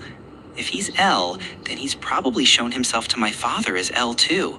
I am trapped in a situation I didn't anticipate. I told you who I was because I thought you might be able to help us solve the Kira case. If you're Kira, there's nothing that could pressure you more than this. Light Yagami, the probability of you being Kira is 5% or less, but you're too perfect. If this guy's L, he's really something else. He's just standing there, watching you with those dark eyes. If it's true that if this guy's L, no, even if he isn't really L, he's definitely playing a very dangerous game with you right now, Light. I can't do anything to him. Now that he's revealed himself to me as L, if he dies, I'm immediately under suspicion. If I write his name into the death note, even if I use the name Hideki Ruga, it won't work if that is an alias. Does this mean he still suspects me? He's focused on the people Ray Penber was investigating. But why would L approach me directly? I don't know how strongly he suspects me, but I am definitely under suspicion. There is no other reason for him to tell me his identity. Hey, Light, it's that guy. He's calling you. Look at this car. Is that a limo? Oh, yeah, of course. Bye. He's some kind of VIP or just super rich. And top of the class, too. What a jerk. He's really rubbing his status in your face today. Ugh, he got me. I've never been so humiliated in my entire life. That damn L. He deliberately used a pop idol's name, knowing I couldn't kill him without risking everything. He played me perfectly, making me feel powerless in a public place where I should be winning. So, do the I deal with me and kill him? Right, and then what if that guy isn't really L? That would be like telling L straight out that I'm Kira. Shinigami killing people and humans killing people are very different things, okay? So don't lump them together so easily. I like this, Ryuga. If you want to be friends with me, I'll gladly hang out with you. And when you've told me everything I need to know, I'll kill you. We'll be buddies on the surface, but below the surface, I'll make you trust me. Then I'll destroy you. The stage is set for a confrontation that transcends mere athletic competition. Deep within the shadows of the Shinigami realm, ancient beings watch the mortal world with a mixture of boredom and growing intrigue as the first move in a grand, lethal chess match is finally played out. Have you heard the rumors drifting through the wasteland? They say Ryuk has found something truly peculiar down in the human world. It is not just a soul to harvest, but something far more entertaining. Word is he has practically become some human's pet, or perhaps even worse. What is all this talk about humans and pets? Ryuk used to have some pride as a Shinigami, but now he is spending all his time watching a boy play games. I heard the human is using the note, but Ryuk just sits there like a loyal dog. Actually, I was talking about the human himself. What kind of person is he to catch Ryuk's interest? Is he male or female? It doesn't matter, I suppose. Who would ever want Ryuk for a pet anyway? He is not exactly cute or helpful. This is just pathetic. Jeez, man, I can't stand the suspense of just hearing these stories. I think I am gonna head down there and have a look-see for myself. There must be something special about this human if he can make a Shinigami act like a common house cat. On the bright, sun-drenched campus of Toh University, the atmosphere is electric. Two extraordinary minds walk side by side, heading toward a tennis court. To the casual observer, they are just students, but a hidden monster follows in their wake, unseen by all but one. Don't worry about me, Ryuga. I used to be the British junior champion back when I lived in England. I might be a bit out of practice, but I remember how to handle a racket. I am curious to see if your skills match your academic reputation. That is quite a coincidence, Yugami. I actually lived in England for about 5 years myself. If you were a junior champion there, then you must be formidable. I wonder if I should ask him about his citizenship status to probe deeper into his Kira identity. Who cares where you lived? I will try my best anyway. If he thinks he can rattle me by mentioning his past, he is mistaken. I need to maintain my composure and play this game perfectly to avoid revealing any psychological weaknesses he might exploit. Oh, really? This is getting interesting. Light is trying so hard to act normal, but I can see the gears turning in his head. Relax, Light. It is absolutely impossible for him to figure out Elle's identity just from a simple tennis match. Or so you hope. Fine then, let us keep it simple. Whoever wins 6 games first will be the winner of the set. Are those terms acceptable to you? I want to ensure we have a clear victor in this little trial of ours. It is only fair, wouldn't you agree? This is just a simple tennis game, but I know it's not. He's trying to determine if I might be Kira by observing my competitive nature. He couldn't possibly be planning to build a full psychological profile of me just from the way I play tennis. Kira hates losing more than anything. If I can push Yagami to his limits, his true nature might emerge. I will watch his every move, his every reaction. The way he handles pressure on the court will tell me more than any interrogation ever could. He moves first, always trying to gain the upper hand. Hey Ryuga, are you ever going to get around to warming up, or are you going to keep standing there? You seem remarkably confident for someone who is about to face a former champion on the court. 15 love. It seems my serve has caught you off guard, Yagami. You shouldn't underestimate me just because I have an unusual posture. I have spent a lot of time analyzing the physics of this game. This is going to be a very enlightening afternoon for both. Hey, Captain, look over there at the tennis courts. A couple freshmen are using them, and they are playing at a level I have never seen before. People who just joined the team are already drawing a massive crowd. Who are those 2 guys anyway? You haven't heard? Those 2 are Hideki Ryuga and Light Yagami. They are the ones who got the top scores on the entrance exams. They seem to be hanging out together since the entrance ceremony, which is news to me. They are like some kind of power duo. Whoever they are, we aren't just letting them use our courts without asking. But wait, look at the way they are playing. They aren't just good, they look like professionals. It is like they are fighting a war with rackets instead of just playing a friendly match. Damn, look at this crowd. If we get them to join our team, we would be really popular. Well, if they are such hotshots, a game between them should draw even more people. Huh. Nobody has been watching for more than 3 minutes, and they're already sweating. These guys are clearly not amateurs. Look at the intensity in their eyes. It is almost frightening. They aren't even smiling. They are just staring each other down across the net. It is like the tennis ball is a weapon and the court is a battlefield. Relax, Yagami. I know Kira hates to lose, but you don't have to be Kira to want to win a tennis match. If I lose on purpose, he will think that I think he is Kira. So losing makes me seem like Kira too, right? If I try too hard to win, does that make me seem like Kira? On the other hand, if I lose on purpose, he will think I'm trying to hide something. Either way, it's the same thing. I have to play naturally, but naturally for me is winning. He's got some other reason for doing this. There is no way he'd profile me through a tennis match. So I'm beating him at tennis, too. I will show him that I am superior in every field, leaving him no room to doubt my perfect student persona. I see. He's trying to win. He's not holding back at all. His drive to succeed is overwhelming. This confirms my theory about his personality, but it doesn't prove he is Kira yet. It only proves he is exactly the type of person Kira would be.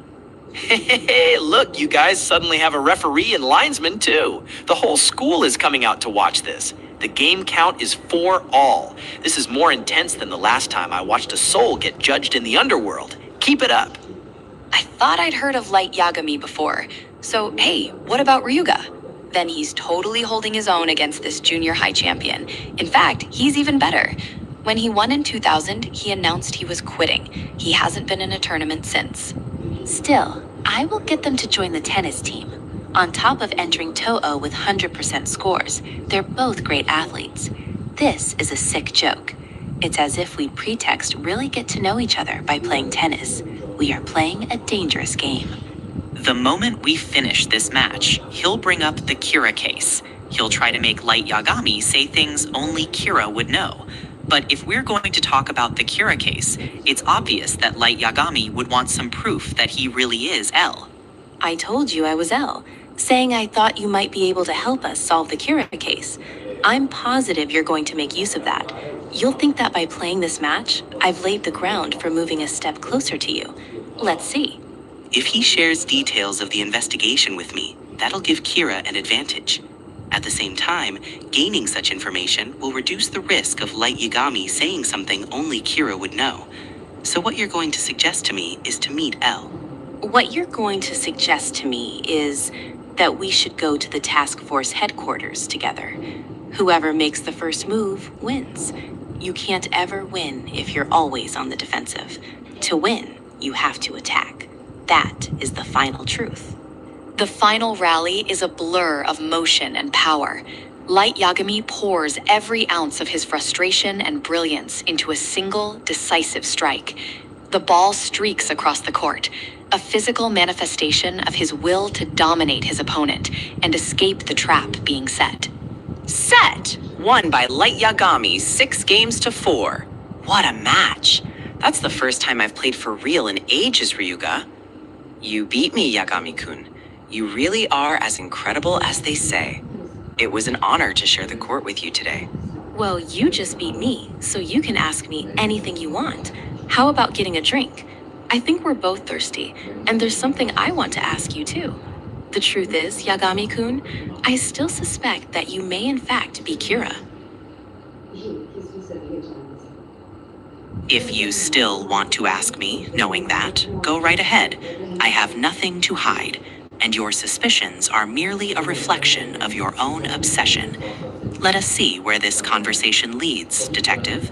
I am ready for whatever move you decide to make next.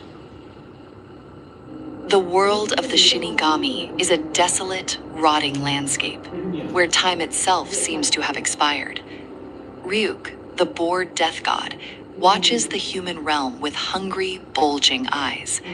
His presence looms over the unfolding game of cat and mouse, a silent witness to the carnage and the duplicity of men. I can't believe El just admitted he thinks I might be Kira.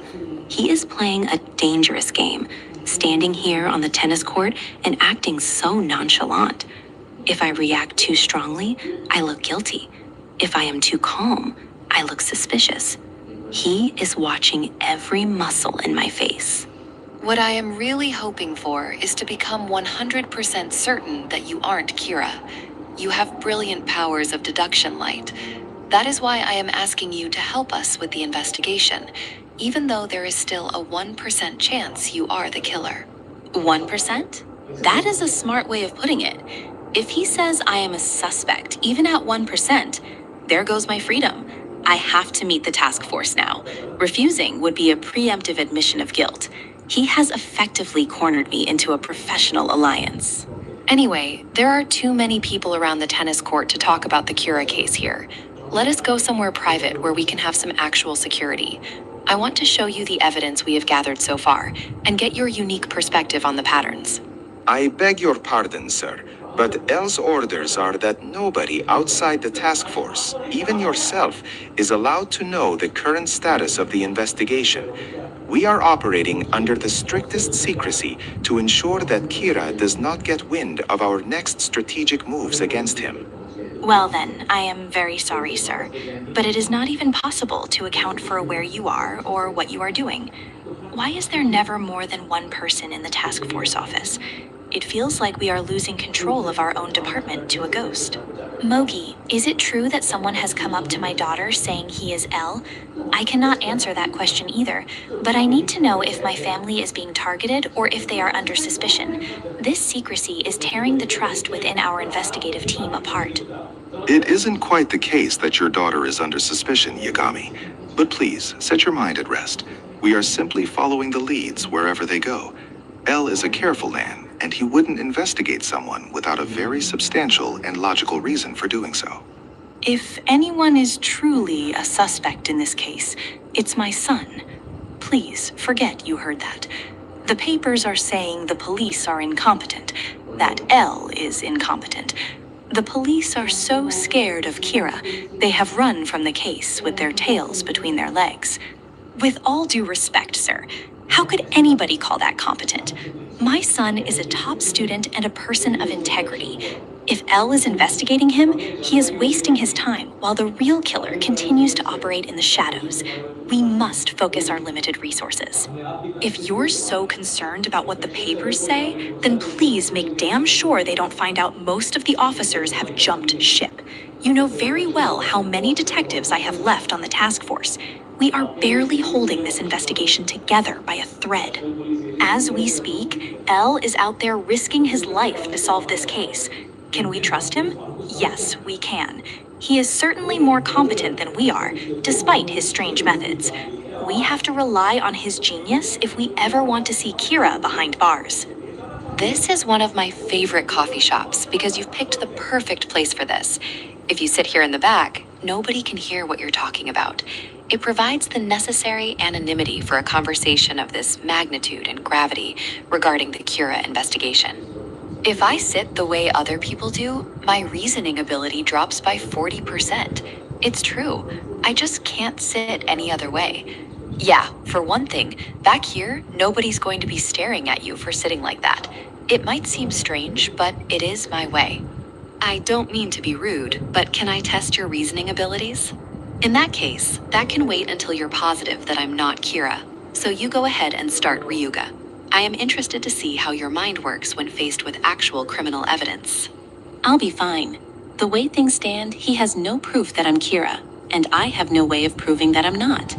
I need to make him trust me, so I can worm my way into the task force.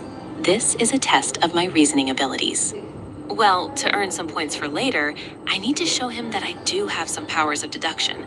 But if I clam up, afraid of letting something slip, does that make me Kira too? I have to find the perfect balance between showing intelligence and feigning ignorance. I draw this conclusion from the fact that while L would always use an alias anyway, you made a point of calling yourself Hideki Ryuga, someone whose name and face are known to practically everyone in Japan. That is a very specific choice for a man hiding. You're saying I'm right, just like that? Correct. Why should I hide the fact that you're right? And the probability that you're really L is extremely low. Why's that? Even when he's using the police, he needs to do that from the shadows, out of view. The real L needs to stay someplace safe at all times. You're right that anyone calling himself L puts himself in danger. And why would he come out into the open now when he's never shown himself before? It contradicts everything we know about his established operational security. Still, I actually think you really might be L, Ryuga. Well, most people probably imagine L to be a lot older than you, or more detective-like somehow. Meaning, and what are the odds that L took that into account in choosing me? It is a circular logic loop. I have to admit, I'm getting pretty confused. When you start second-guessing and third-guessing like this, it's endless. Humans are such fascinating creatures, always trapped in their own webs of suspicion and mental gymnastics, while I just enjoy the show and the apples. I'd like you to look at it and tell me what you think. This information has never been made public. Since this is basically an interview to see if I can request your help in the investigation, I suppose it's rude not to show you anything at all. And these 3 photographs show notes written by prisoners shortly before they died. We believe they wrote them under Kira's control. This is a list of the 12 FBI agents who were murdered by Kira, with the order in which they received the file and died. Let's see. First, please take a look at the FBI list. Does it tell you anything? Does he think that showing me these is going to make me go pale or something? He is watching my eyes for any flicker of recognition or guilt as I scan the names. He doesn't give Kira much credit. Is the Kira he envisions stupid enough to fall for something like this? What's this file you said they received? If I don't know that, there's no way I can make sense of this. I must act like a confused outsider. In that case, okay. Kira needs to know what people look like, and maybe also their names. This file contained both names and photos, and the very same day the agents received this file, they all died. So there's a possibility that Kira used this file to kill them. Jeez, this is kid stuff.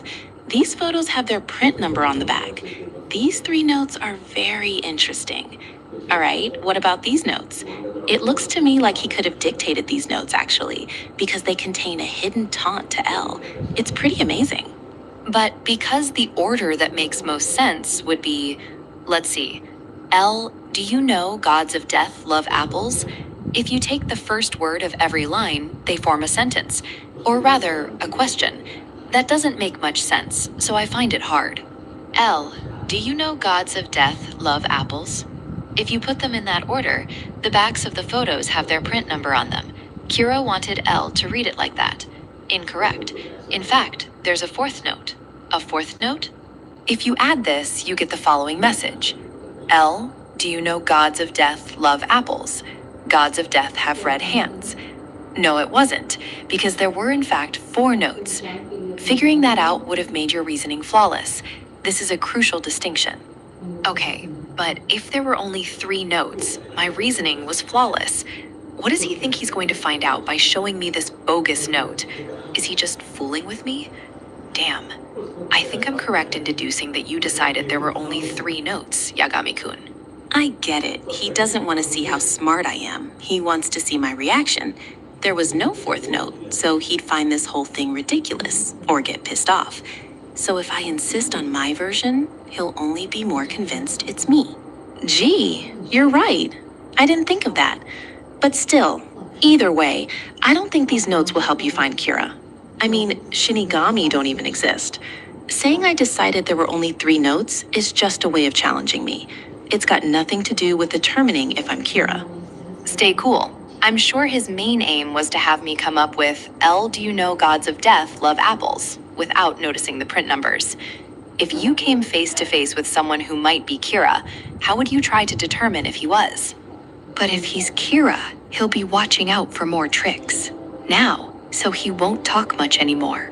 He didn't fall for the file or the print numbers. I'd try to make them say things that haven't been reported in the news. Things only Kira could know. Very good. But you, Yagamami-kun, were instantly able to think about it from the perspective of Kira talking to an investigator. When they finally came up with an answer, it was usually something silly like, bring out a well-known criminal and watch from a hidden location if they kill him or not. I have already asked the same question to a number of detectives, and most of them took a few minutes to think about it. Look at him, all satisfied with himself. Does he think he set me up or something? I have to say, you are quite brilliant, Yagami-kun. Truly impressive. Now it's up to 3%. Indeed. However, this also increases my desire to help us in the investigation. Your analytical skills are beyond reproach, and having someone with your intellect could be the key to cracking this case wide open and finding Kira. If this guy turns out to be nothing more than Elle's errand boy, there's practically no point talking to him. To tell you the truth, you guessed correctly earlier. At present, I am not the only one going around calling himself Elle. This is just one layer of the duplicity. If I help you, the investigation might move forward. At the same time, if I'm Kira, I might slip up and betray myself. Do you understand my logic? My position is this. Even if you are Kira, I'd like you to help us with this investigation. It is high stakes. I don't know for sure that he isn't L, but if this guy's just some proxy who works for L and doesn't even drop by the task force, I ought to stop talking to him immediately. Hey, Light, looks to me like he's got you up against the wall. While it's true I'm very interested in the Kira case, and even in helping to solve it, I think you've got me all wrong, Ryuga. So you and I are in the same position, basically. Think about it from my perspective. Is it fair that you get to question me, but I can't question you? I'm not going to help someone I can't even trust and end up getting murdered by Kira. I'd rather think about the case on my own. I'm not Kira, and I sure as hell don't want to get killed. This is becoming a very dangerous conversation for me. Anybody looks at us, all they see are two college students. In fact, most people would probably say you're more likely to be Kira than me. Neither of us can prove we aren't Kira. It is a stalemate of identity and suspicion in this public setting. He's a classic example of someone who hates to lose. It's up to 7%. Or maybe he really is. Boy, Light Yabami sure talks a lot. If you say you can't do that until I prove I'm not Kira, then I can't work with you on this case. I'm talking about having someone I can trust. For example, someone in the task force or my father tell me straight out that you're L, or at the very least, a part of this investigation. Am I correct in understanding that if I take you to the task force, you'll help us? I'm working directly with your father and the rest of the task force right now. I never once said I wouldn't let you meet with members of the task force. What the hell is this guy thinking? He is constantly shifting the goalposts on me. Excuse me? Beep, beep, beep. What's the matter? Ryuzaki, we have an emergency. Mr. Yagami has collapsed. What? The news hits like a physical blow. The investigation comes to a screeching halt as the reality of mortality intrudes upon our mental battlefield in complex games. Now it's mine. Light, it's your father. Yakami-kun, your father had a heart attack. Kira? The word echoes in my mind. Did Kira do this? Is it a coincidence? Or has the killer finally struck home? My world is spinning as I process the horror. You may lend the Death Note to another person while maintaining its ownership. Subletting it to yet another person is possible too. The borrower of the Death Note will not be followed by a god of death. The god of death always remains with the owner of the Death Note. Director Demagawa rants inside the Sakura TV conference room, his voice booming with frustration. He demands his staff find a fresh angle for their Kira special as ratings are starting to slip. He believes the other networks are too scared to touch the real stories that viewers want. A nervous staff member points out that the police haven't released any new information lately. He argues that without official leads, they are effectively stuck in a hopeless loop. The atmosphere in the room is thick with smoke and the mounting pressure of meeting Demagawa's impossible demands. Demagawa slams his hand on the table, shouting that if they cannot find a good story, they must simply create one. He is indifferent to the truth, focusing solely on grabbing the public's attention. He orders them to use any means necessary to keep the audience tuned in. The director suggests manufacturing convincing graphs and using catchy quotes from the public to support their narrative. He claims that over 50% of people surveyed support Kira, and they should highlight this. His goal is to manipulate the viewer's perceptions through carefully crafted media segments. The scene shifts to the quiet, sterile environment of Baraki Hospital, where Soichiro Yagami lies in a recovery bed. Light and his mother, Sachiko, sit vigilantly by his side. The contrast between the chaotic TV station and the somber hospital room highlights the personal toll of Kira. Light expresses his deep concern, noting that his father suffered a heart attack even though he was not a target. He wonders aloud if the stress of the job was the primary cause. He looks at his mother, trying to provide comfort during this incredibly difficult family crisis. L arrives at the hospital, his presence immediately changing the room's dynamic. He suggests that Kira has more reason to want Soichiro dead than anyone else. He notes that the leader of the task force is a significant obstacle that Kira would naturally want to remove permanently. Soichiro admits that the thought of Kira targeting him had crossed his mind while he was collapsing. He remains steadfast in his duty, however, telling his family that he must return to the case. His commitment to justice outweighs his own physical health and his family's desperate pleas. Sachiko tells Light that he should head home now that she is there to look after his father. She wants to ensure her son gets some rest, despite the ongoing investigation. She tries to maintain a sense of normalcy in the face of their family's sudden, terrifying misfortune. Elle discusses the heavy psychological burden of having a son who was a primary suspect in a mass murder case. He observes Soichiro's reaction closely, looking for any signs of doubt or hidden knowledge. His clinical approach to the situation creates a palpable tension within the small room. Light confronts Ryuzaki about the fact that he revealed the secret investigation to his father. He questions Elle's motives for being so transparent with a man in such a fragile state. Light is clearly frustrated by how Elle is handling the social dynamics of the Kira investigation. Elle confirms that he has told Soichiro everything, including his true identity as the Detective Elle. He explains that transparency was necessary given the circumstances of the case. He watches Light's eyes, searching for a slip in his facade as they discuss the progress of the hunt. Light reflects on the danger of being too hasty while watching Elle's every move in the hospital. He realizes that he must remain perfectly composed to avoid triggering any further suspicion from the detective. He wonders if his father's belief in him is actually protecting his secret identity.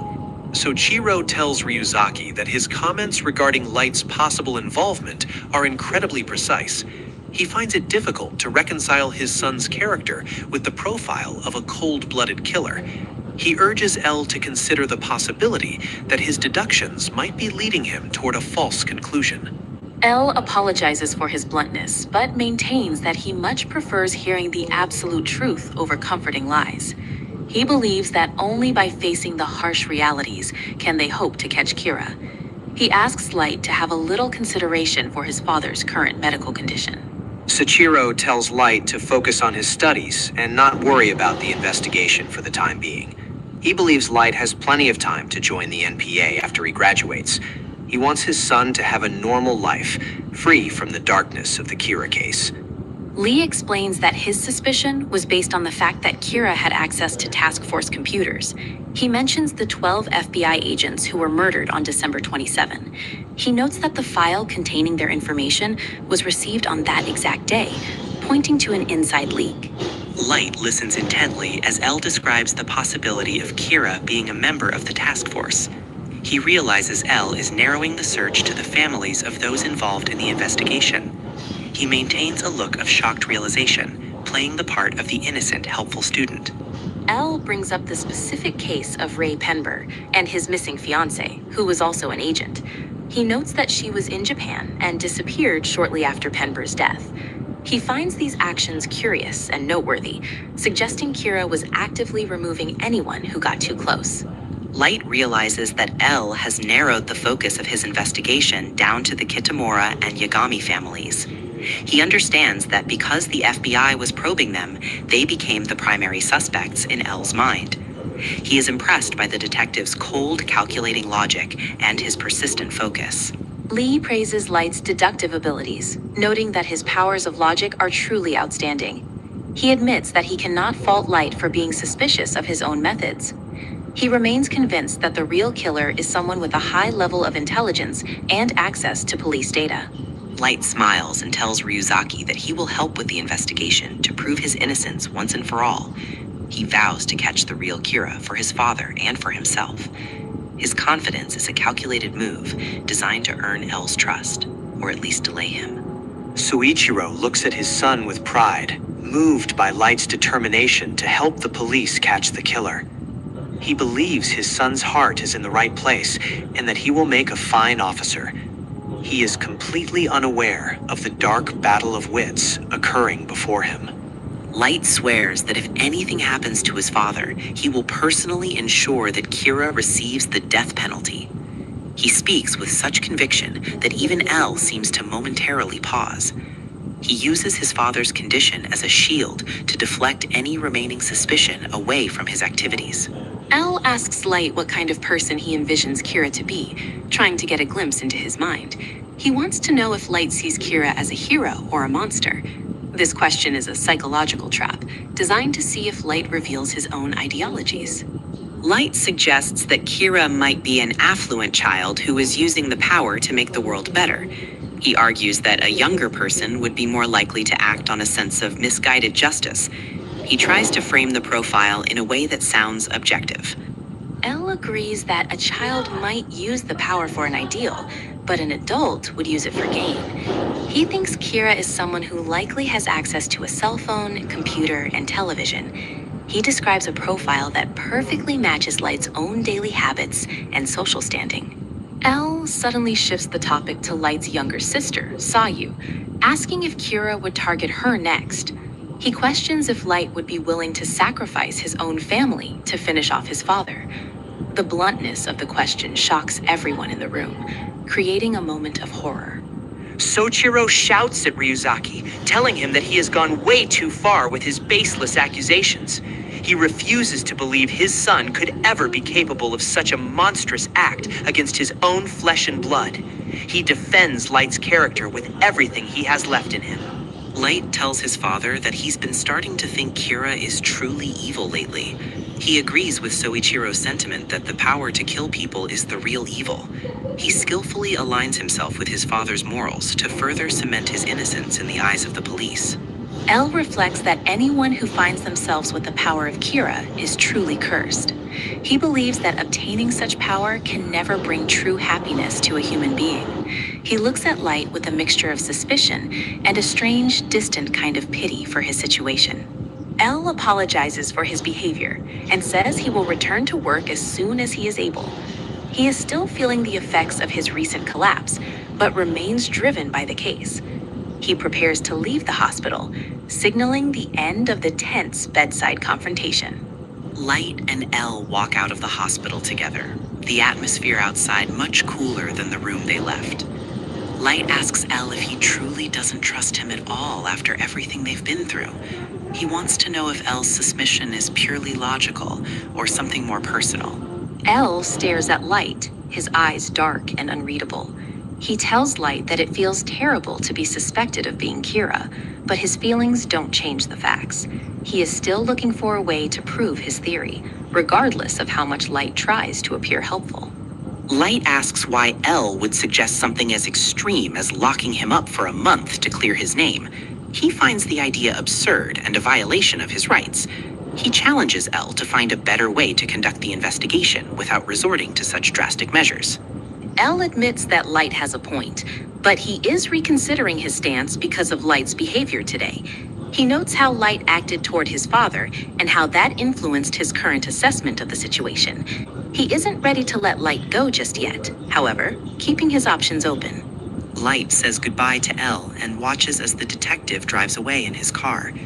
He reflects on his duty to help the investigation once his father's health has stabilized. He feels the weight of the dual life he is leading, constantly balancing his public persona with Kira's mission. Light thinks about the misfortune that Al mentioned, wondering if he really is cursed by the Death Note. He looks up at the sky, contemplating the future he is trying to build. He remains determined to succeed, no matter the cost to himself or to those around him. Ryuk laughs his signature, chilling laugh, watching Light from the shadows. He tells Light that he couldn't care less whether the notebook makes him happy or unhappy. He is only here for the entertainment, and the drama between Light and Elle is providing plenty of it today.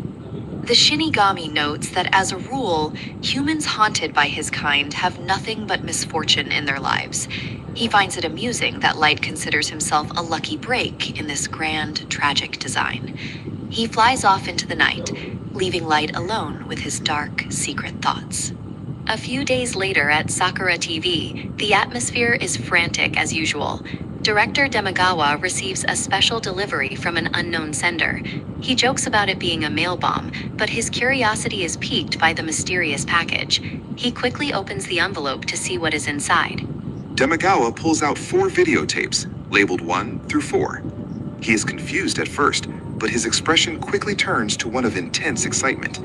He realizes that this could be the big break he has been waiting for to save his show's falling ratings and gain fame. He reads the accompanying note, which states that the sender is Kira. The note claims that the proof is on the first videotape.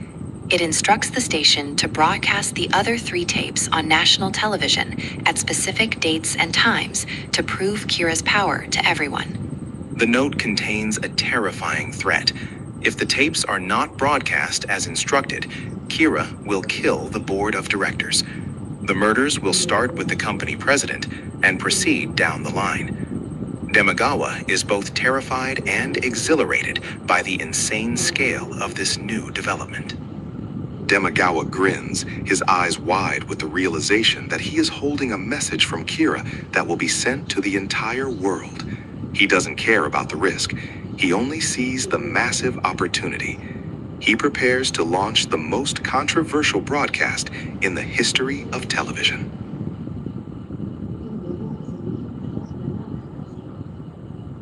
The realm is a desolate, crumbling landscape where gods of death gamble their immortality away in total apathy. Meanwhile, in the bustling human world, Light Yagami stares out his classroom window, feeling a profound sense of disillusionment with the stagnant society. Both worlds are currently drowning in boredom. I have lived for centuries in this decaying wasteland where nothing ever changes, and the apples are shriveled husks. It is time for a little entertainment to break the monotony of eternity. I believe I will drop my notebook into the human world and see what happens next. A single black notebook descends from the sky, plummeting toward the concrete jungle of Tokyo. This artifact, belonging to a god of death, carries with it the power to alter the course of human history forever. It is a catalyst that will set off an unprecedented global battle. I was just sitting in class, wondering if anything interesting would ever happen in this rotten world.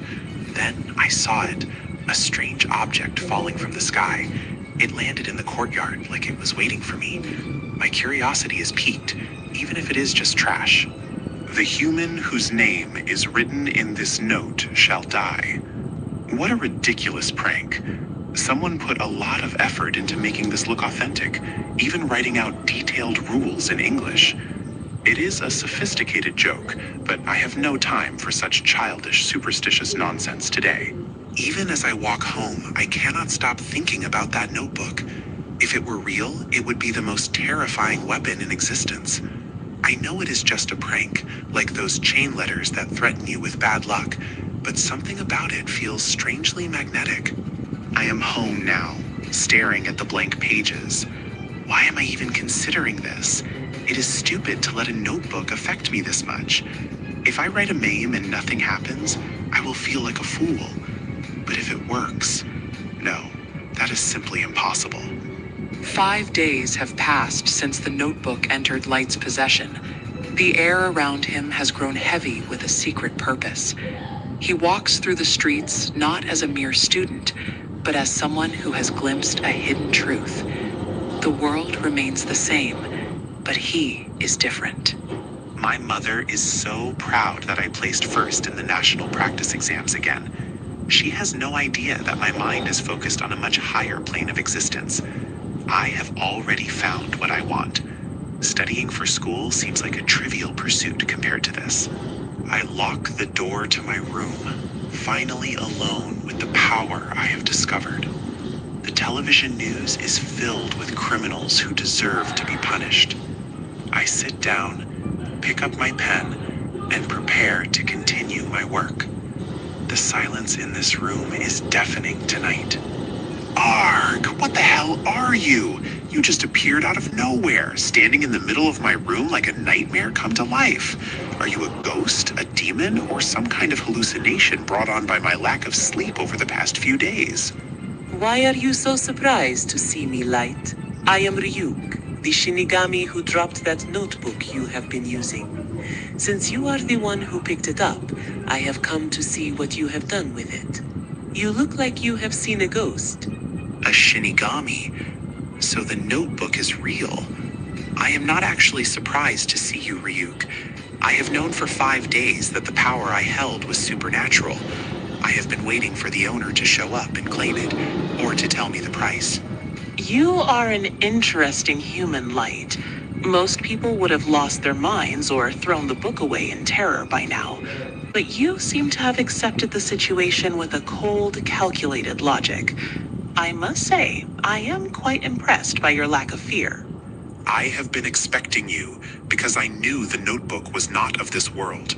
I have used it to judge those who make this world rotten. Every name I write is a step toward a better future. I am not afraid because I am doing what is right. You have been busy, haven't you? Let me see that book. Whoa, look at all these names. You have filled page after page with the names of criminals in just 5 days. I have never seen a human use the death note with such intensity. Most humans would be too scared to write even one name, fearing the moral consequences or the potential for divine punishment. But you have written hundreds. Are you not worried about what this does to your soul? You truly are a unique specimen among your kind, Light. Most people would be too scared, but they are weak. I am different. I am the only one who can do this. I am using the Death Note to cleanse the world of evil. I will create a new world where only the kind remain, and I will rule. You want to become a god? That is a very ambitious goal for a high school student. I dropped the notebook because I was bored, and it seems I found exactly what I was looking for. This is going to be far more entertaining than I imagined. Here is the deal, Light. The moment the Death Note lands in the human world, it belongs to the person who finds it. It is yours now. However, as the original owner, I will stay with you until the notebook is finished, or until you eventually die. If you ever decide you do not want it anymore, I can take it back. But if I do, I will have to erase all your memories of the notebook and its power. You would go back to being just another ordinary student, oblivious to the truth. There is no special bond between us, Light. I am not here to help you or hinder you. I am just an observer. I will not take sides in your crusade. I just want to watch how a human handles the power of a god. I understand. I do not need your help. I have the notebook, and I have the will to use it. The fact that you are here just proves that I am the chosen one. I will continue my work, and you can watch as I change the world. One more thing you should know. There is no price for using the notebook, not in the way you think. But do not think that a human who uses the Death Note can go to heaven or hell. Your fate will be something entirely different. When the time comes for you to die, I will be the one who writes your name in my own notebook. That is the only promise I make. Until then, let's see how much of a god you can actually become in this rotten world.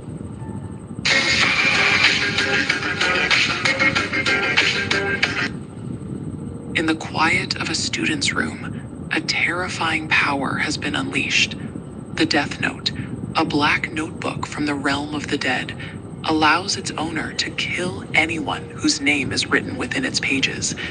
Light Yagami has chosen to use this weapon to systematically purge the world's evil.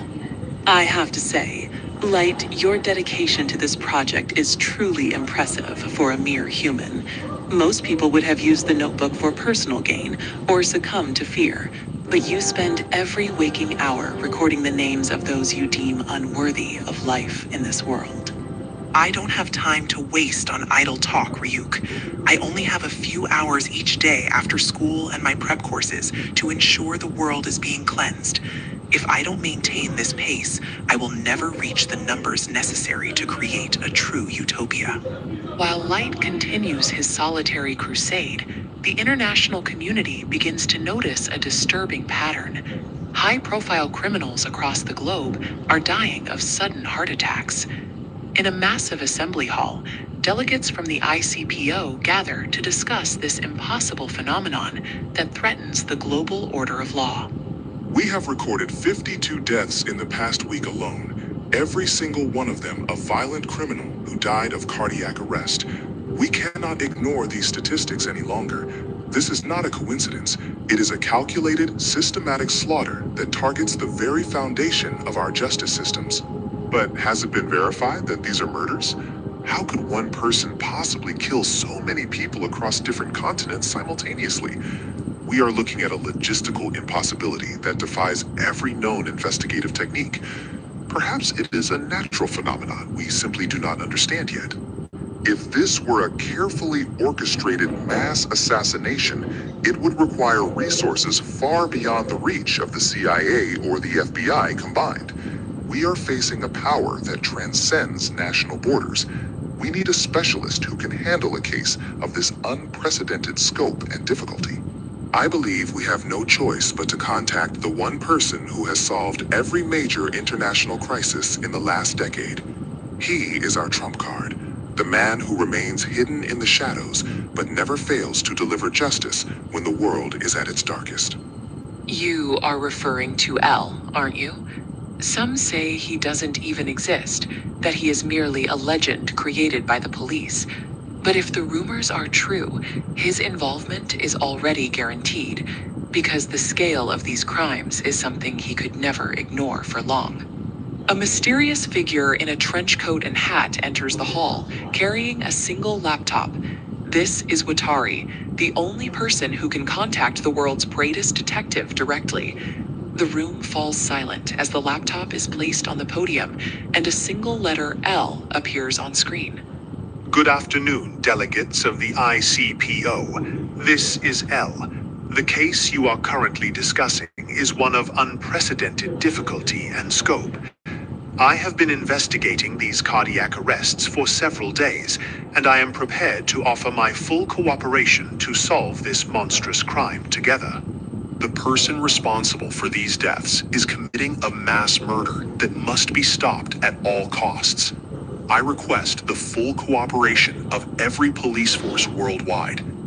We must act as a single unit if we are to identify and capture this individual who calls himself Kira. Hey, did you see the news? It's like everyone is glued to their phones and the TV today. All these criminals just dropping dead. It's kind of scary, but at the same time, it's pretty cool, right? I mean, they totally deserved what they got for the things they did. Yeah, it's crazy. These criminals are f***ing what's coming to them. Even the cops couldn't stop them, but effortlessly. Some people are even calling him a savior. It's like a real-life superhero is cleaning up the streets while we sleep. Light walks home through the crowded city streets, listening to the murmurs of the public. He smiles inwardly, knowing that the fear he has planted is starting to bloom into a new kind of order. The world is finally starting to recognize his existence as a divine force. You seem to be enjoying the attention, Light. Even if they don't know your face, they are all talking about you. It's funny how humans start to worship something the moment they realize they can't control it. You're becoming a god in their eyes, just like you wanted. Until I see this through, I can't relax. The world is changing, Ryuk. Look at these websites people are already putting up. They are documenting every single death, calling me Kira, the legend who will save the world. The momentum is building faster than I ever anticipated it would. People are starting to realize that someone is passing righteous judgment on the wicked. They might fear the power, but deep down, they are cheering because the bad guys are finally gone. I will become the god of this new world, and I will be its ultimate justice. But isn't it true that you're just another murderer? From their perspective, you're the one committing the crime now. It's a funny little contradiction, don't you think? You kill to stop killing, yet the notebook only knows death, regardless of the reasons you have for using it. The people who need to know already know. Criminals will live in fear, and the innocent will finally have a world where they can thrive. This is the only way to achieve true peace. I'm not a murderer. I am the hero this rotten world desperately needs. Suddenly, a special worldwide broadcast begins, overriding every channel. A man appearing to be L sits before the camera, his face visible to millions. This is a direct challenge to Kira, a move designed to draw the mysterious killer out into the open for all to see. I am Lind L. Taylor, also known as L. I am the sole person capable of mobilizing every police force on the planet. I am speaking to you now because your actions, Kira, are an unforgivable affront to humanity and the rule of law across the globe. What you are doing is not justice. It is a monstrous crime. You are a serial killer, nothing more. And your reign of terror ends today. I will find you, and I will ensure that you face the ultimate penalty for the lives you have stolen from this world. How dare he call me evil? I am the one cleaning up the filth that he and the police were too weak to handle. He thinks he can sit there and judge me? This fool is about to learn exactly what happens when you oppose the new god. If you had been smarter, you could have made things interesting. But you chose to show your face and give me your name on live television. You are just another obstacle that needs to be removed. Goodbye, L. This is the end of your short-lived career as a detective. Light writes the name Lynn L. Taylor into the death note. Exactly 40 seconds later, the man on the screen clutches his chest in agony. He collapses onto the desk, his heart stopping in front of a stunned global audience. Light laughs, convinced of his total victory over L. Did you see that, Ryuk? He's dead. The great L is dead. Anyone who tries to stop me will meet the same fate. I am invincible. There is no one left who can stand in my way or challenge the justice I am bringing to this world. I can't believe it. It actually worked. Kira, I am speaking to you now, but the man who just died was not me. He was a criminal whose execution was scheduled for today. I used him as a body double to confirm your existence and your methods. You can kill people without being there in person, but you need a name and a face, don't you? I have proven that you have limitations. Now try to kill me. Go ahead, kill the real L if you can. I'm right here, waiting for you to strike me down. Light stands frozen in shock as the L symbol reappears on the television screen. The voice of the real L continues to echo, revealing that the broadcast was not worldwide, but only shown in the Kanto region of Japan. The trap has successfully narrowed Kira's location to one area. You are in the Kanto region of Japan, Kira. It was only a matter of time before I found you, but you made it so much easier by falling for such a simple provocation. I will find you, and I will lead you to the gallows myself. In the desolate, bone-strewn wasteland of the Shinigami realm, two death gods discuss the curious disappearance of their comrade, Ryuk. They speculate wildly about his presence in the human world, wondering if he truly dropped his death note by accident, or if he is simply seeking a temporary escape from their eternal boredom. The whispers continue as the Shinigami peer into the swirling abyss that connects their realm to Earth. They find it hard to believe Ryuk would actually want two notebooks, considering the sheer effort required to maintain them. Even among the immortals, his actions are viewed as a tedious and inexplicable nuisance. I really need to see what the police are going to do next, because I am starting to get restless. Just taking a little break right now helps clear my mind, but the anticipation is building. Besides, I am honestly kind of tired from all the planning I have been doing lately. Never seen you looking so listless before, Light. You are usually so focused on your work. Take a step out of the house, and all you hear about is Al and Kira. It seems like the entire world is obsessed with the game you have started playing with the authorities. I guess it might be pretty interesting if I wasn't Kira myself. This magazine claims that L and Interpol were invented by the police to trick people. They're suggesting that the entire case is just a deep conspiracy designed to control the masses without any real recourse to the law. You really should turn on the TV or the radio, because the Kira versus L debate is everywhere. If Kira pays too much attention to this stuff, it just stresses him out. You have to give your mind a rest once in a while, or you will lose your edge. Police are all over the world on